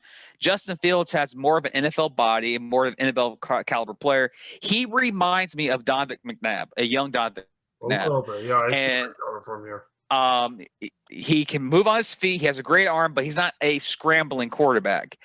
The problem is that the reason why Cardell Jones, in my opinion, gets a bad rap is because he had 3 or 4 great games in Ohio State, and that was during the Big Ten championship playoff and the national title. Teams didn't have film on him, and Urban Meyer did a great job, put him in the game plan, and executed well. And plus, they were loaded on that team. You had one of the best running backs ever playing college football behind you, in Ezekiel Elliott, who now is one of the top tier running backs in the NFL. You had talent everywhere. Yeah. Ohio State quarterbacks are not successful in the NFL, and it's not because what they did in college, is because they can't transition. We have a great example right now with Dwayne Haskins. He thinks he's going to be a newcomer, and then Pittsburgh's going to be the savior of him. No, he's not. Pittsburgh's not going to save Dwayne Haskins. He is undedicated. He doesn't want to put time in the work, and he doesn't want to put the effort to be a starting quarterback in the National Football League. Right. You have a third-string quarterback, Tyler Heineke, from the St. Louis Battlehawks, who was a backup with the St. Louis Battlehawks in the XFL, now having the starting role in Washington. Maybe starting role. I think Alex Smith, they competed, but he's got $3 million contract. So, yeah, Ohio State quarterbacks don't succeed in the NFL, but everyone else, they Yep. produce. They're legit, but quarterbacks, no, not even a question. Now, I want to get your thoughts. Now, it's been a few years since the Jaguars AFC title game run. Yeah. So, I want to get your thoughts on what the hell happened in Jacksonville, because I have a few thoughts on it. I thought you can point immediately to Jalen Ramsey, to Tom Coughlin. No, Ramsey. Ramsey and Coughlin, yes. Ramsey is not.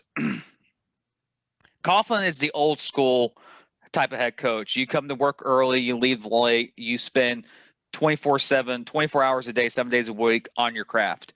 And in the National Football League, that doesn't ride. That's not college. College, you can do that. In the NFL, you cannot do that. And Tom Coughlin was a thumper, and he always looked over Doug Monroe's shoulder. And Jalen Ramsey was, well, we called him here the Joker because he was arrogant, and he's legit. He's one of the top best DBs in the NFL. You can't argue against that. No. But when you look at it, when you look at the outside, people look and say, "What's Jacksonville doing?" Ramsey was a cancer in the team. Once Coughlin left, Ramsey got his way. Then Ramsey was asking ridiculous contracts. Then he got into the heads of Yannick Ngakoue. He got in the head of his homeboy Leonard Fournette, and he got in the head of many other people like AJ Boye. But when Ramsey left, he said, "I'm leaving because you guys don't have a quarterback." And I've always said this as a Jaguar fan and as a Patriot fan, that AFC Championship game was quite entertaining for me. I was depressed and sad, happy at both sides because I love both teams. I grew up a Patriot fan, and the Jaguars are my hometown team, so I followed them since they've been in 95. So I've been a dual team fan ever. But what stopped the Jacksonville Hawks for me, so there you go. The Jacksonville Jaguars, in my opinion, that 2018. 2018 year, I think. That's the playoffs were in 2018, but it was the 2017 season. Gotcha. They were a quarterback away, and if they had like a quarterback like a Matthew Stafford, or they had a quarterback like maybe a Ryan Tannehill, they would have made it to the Super Bowl. Blake Bortles was just not the guy. They had the team around them. They had the running game. They had probably the best defense in the NFL, a defense at that time that shut down Tom Brady and Amendola and Edelman and Gronkowski. But unfortunately, they couldn't do it. Tom Brady did his classic comeback like he always does in Gillette. That's like life. You're born, you live. Brady does comebacks in fourth quarter in Gillette, you die. That's just life. But the Jaguars' demise started that offseason after the AFC Championship game, and it started with Jalen Ramsey. Ramsey is a talented player. His ego got in the way. His buddies on the organization were getting greedy. Yannick Ngakoue wanted like a $45 million contract for 5 years, and he wasn't going to get that in Jacksonville. He wasn't going to get that in the NFL, period. Then he got traded, I think, to Minnesota. Now he's in Baltimore now. He got traded to the Ravens from Minnesota. Yes, you're right. Calais Campbell, which was the mayor who literally still lives here in Jacksonville, now plays in Baltimore. He mutually left. He decided to leave because the Jacksonville wasn't going to pay their $21 million. And the national narrative that you hear Jacksonville is people they think Jacksonville's not doing anything. We're out of nowhere, and no one cares about us. They're the number one overall pick. They have $89 million in salary cap. They have a new head coach, a new GM, and an owner that's tired of losing. This team, I've said this to my buddy, I've said this on my podcast, and I've said it against the other guys here on the Unhinged Sports Network. Come December of next year, Jacksonville will be in playoff contention. They will be better because they're going to get either one or two defensive players. I think they're going to get Williams from the Giants, whose strong interest in coming to Jacksonville, or Orlando Brown from the Ravens that has strong interest in coming to Jacksonville for a left tackle that helped Lawrence's blind side, and Allen Robinson, the former wide receiver who played for Jacksonville, who now in Chicago, has strong interest of returning to Jacksonville. Here's another side note that a lot of people don't know. He still lives in Jacksonville in summertime, so he won't be moving. No. So Jacksonville has $89 million, enough to get big-time free agents, enough to lure big-time free agents, even giving, J.J. Watt an extremely amount of money to just go play one season.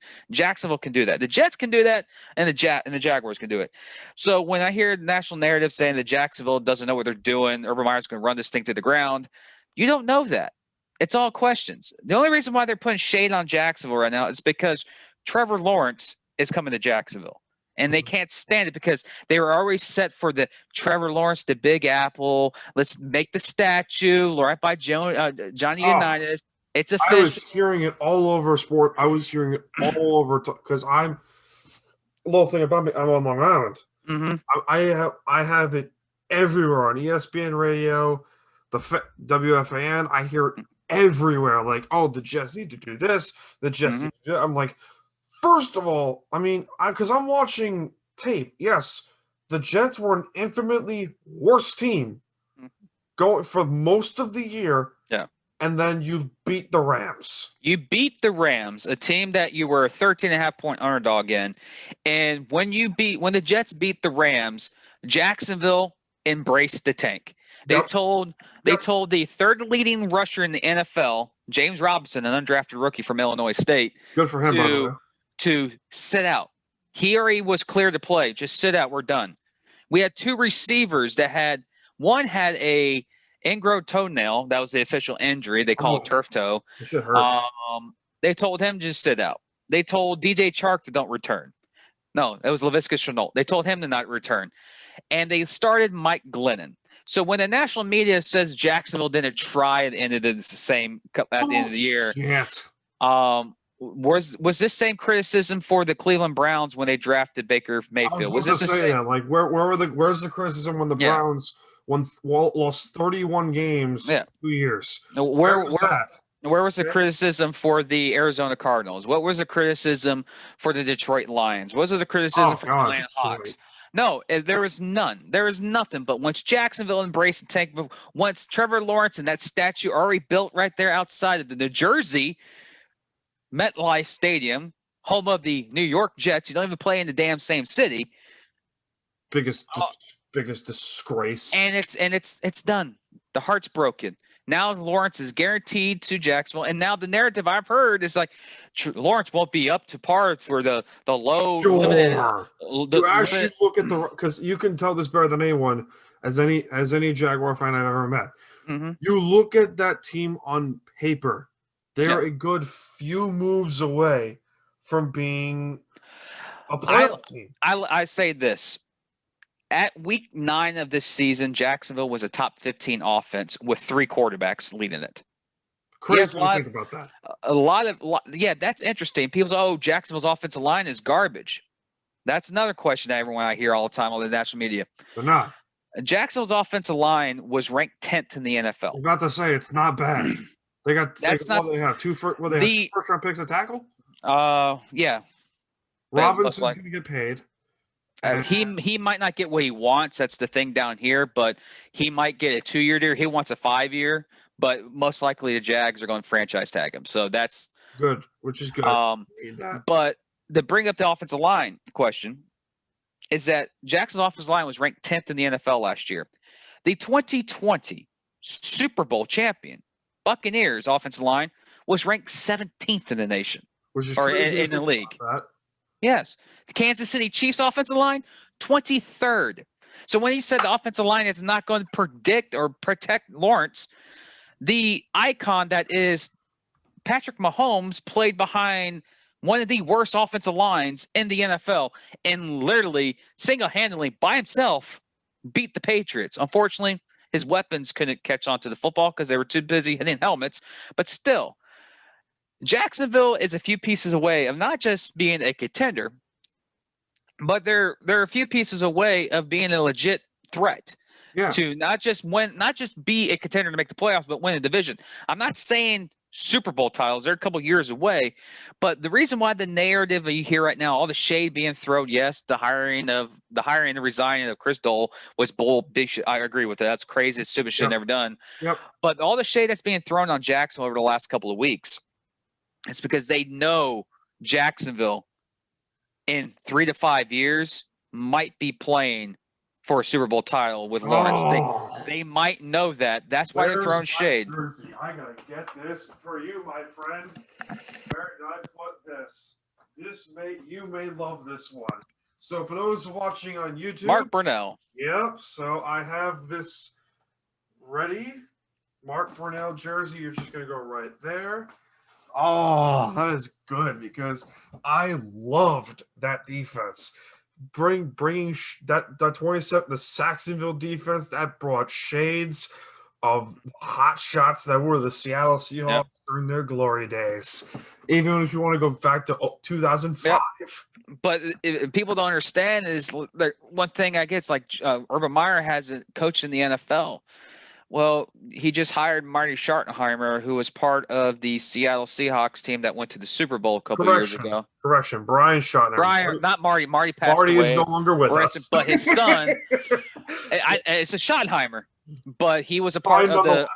he was offense coordinator that brought the Seahawks to the Super Bowl.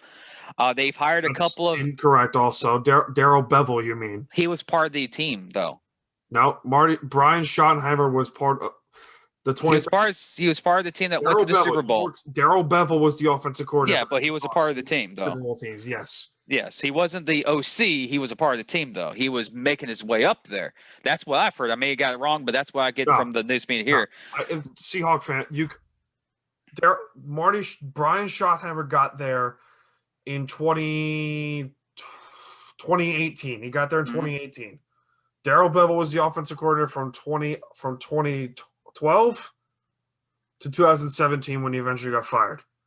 So he was a part of those two Super Bowl teams, including Russell Wilson's rookie year. So you got Daryl Bevel. I can check for you right now if you like. Okay. But one thing that it was one of the good hires that Urban Meyer did, he basically got most of Baltimore's defensive coordinators to be the defensive coordinator down in Jacksonville. Now, that's a position that Jacksonville needs to fix, is defense. The offense is fine. You got Laviska Shenault, you got D.J. Chark, you have Keenan Cole, you have James Robinson, and you need maybe a tight end here or there. But when you have a quarterback that can throw the ball at the place where a receiver is supposed to be, it's going to happen. Jacksonville, in my opinion, well, we do have a tight end, but Tyler Eifert has been just, he's not the Tyler Eifert that played in Cincinnati. Eifert and Oliver are not terrible tight ends. No. Right? And one of the coolest names of a tight end is O'Shaughnessy. We got O'Shaughnessy, and I always get the Keenan Peele O'Shaughnessy every time. Every time he gets a touchdown, and he even got a retweet by Keenan Peele one day about his name, and they call him O'Shaughnessy. That's awesome. But the Jaguars, in my opinion, people are saying, "Oh, you're just jumping on the bandwagon." I remember in 95. I remember in 96 when we retired Jim Kelly. I remember in 96 when we went up to Mile High and shut up 65,000 fans with Mark Brunell and Jimmy Smith on a 4th and 1 on their 27-yard line. In field goal range, could have just made it a 4-point game. They throw a fade route to Jimmy Smith to ice the game in a wild card game. Then they went to New England and they lost to the Patriots because everyone lost to the Patriots. Patriots went on to lose to Brett Favre and the Packers. Then the following year, the Broncos went on back-to-back. They beat the Packers and they beat the Hawks for the Super Bowl. So they got the redemption. And I was a Jaguar fan in 97 when they made a run, 98. And the 99 year should have been the Rams and Jaguars in the Super Bowl, but it wasn't because of the goddamn Titans. Thank you.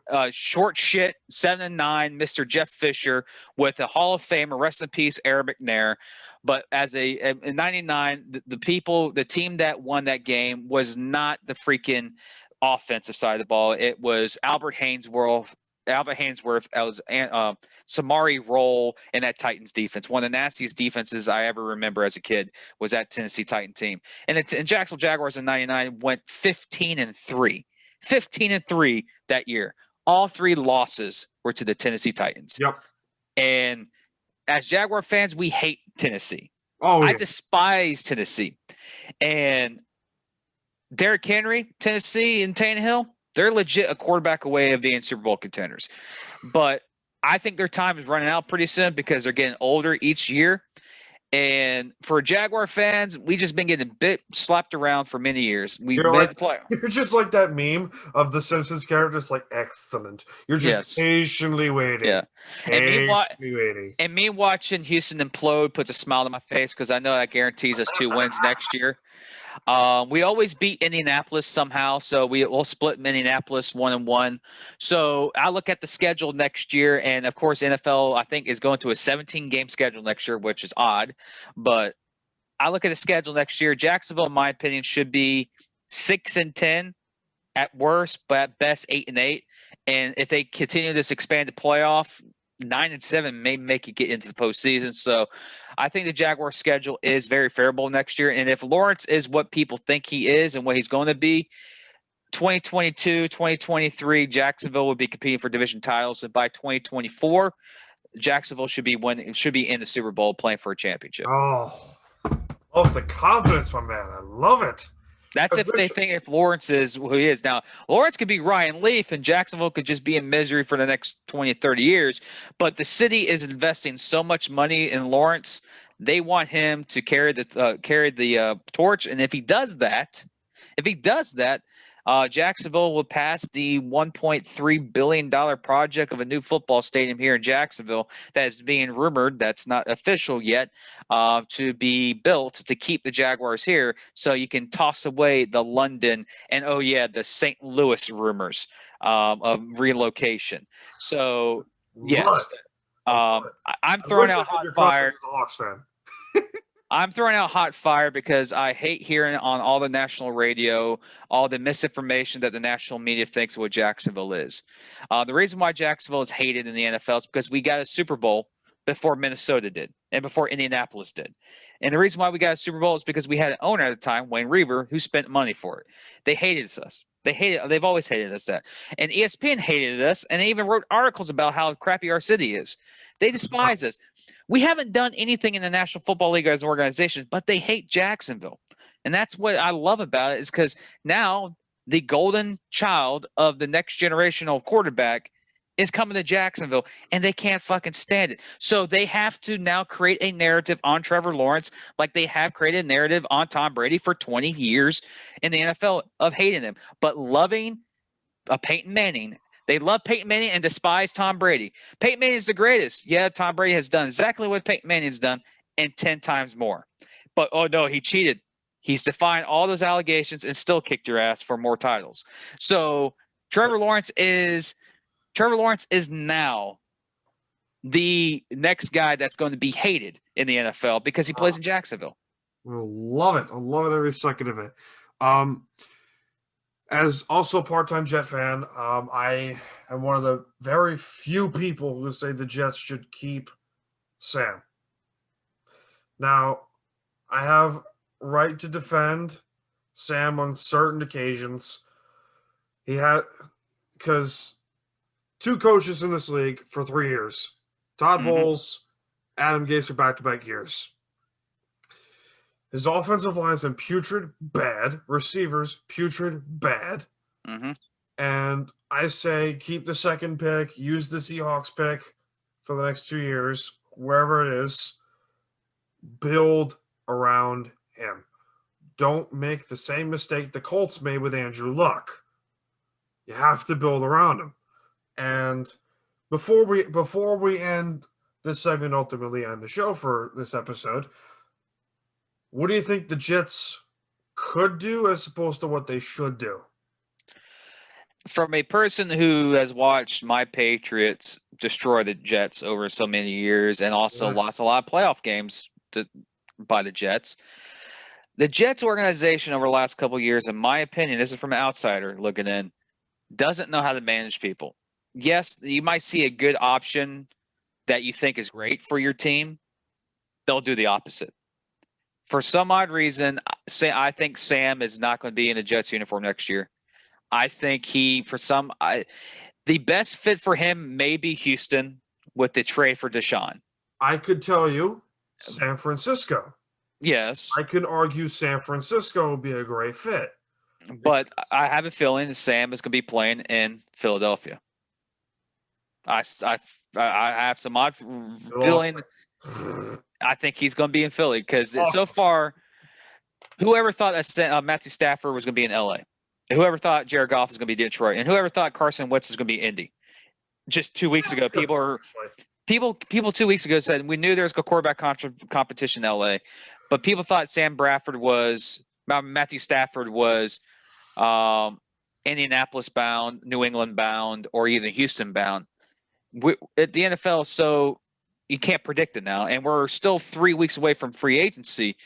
And being honest, from outsider looking in, I think Sam is going to be in another jersey. And if it benefits the Jets, he'll be playing in Houston while Deshaun Watson is in the Jets. But as what the Jets might do, they might just sit on the pick and actually draft Justin Fields at number 2 or trade Lance at number 2. Who knows? Who knows what happens, my man? Thank you for joining us for this episode of Time to BS podcast. Be sure to check out our sideshows of BS sessions. Volumes 14 and 15 will be out hopefully soon. Jim, my man, thank you for finally coming on with us. No problem. It is a blast, my man. So, as always, ladies and gentlemen, thank you for tuning in, and we hope to see you around. Thanks for watching, guys. If you like the show, be sure to subscribe for more content. And don't forget to listen to the show on Apple, Google, and Spotify podcasts, including our exclusive BS Sessions episodes. Tune in Fridays at 8 p.m. Eastern at unhingedsn.com for new episodes of Time to BS podcast.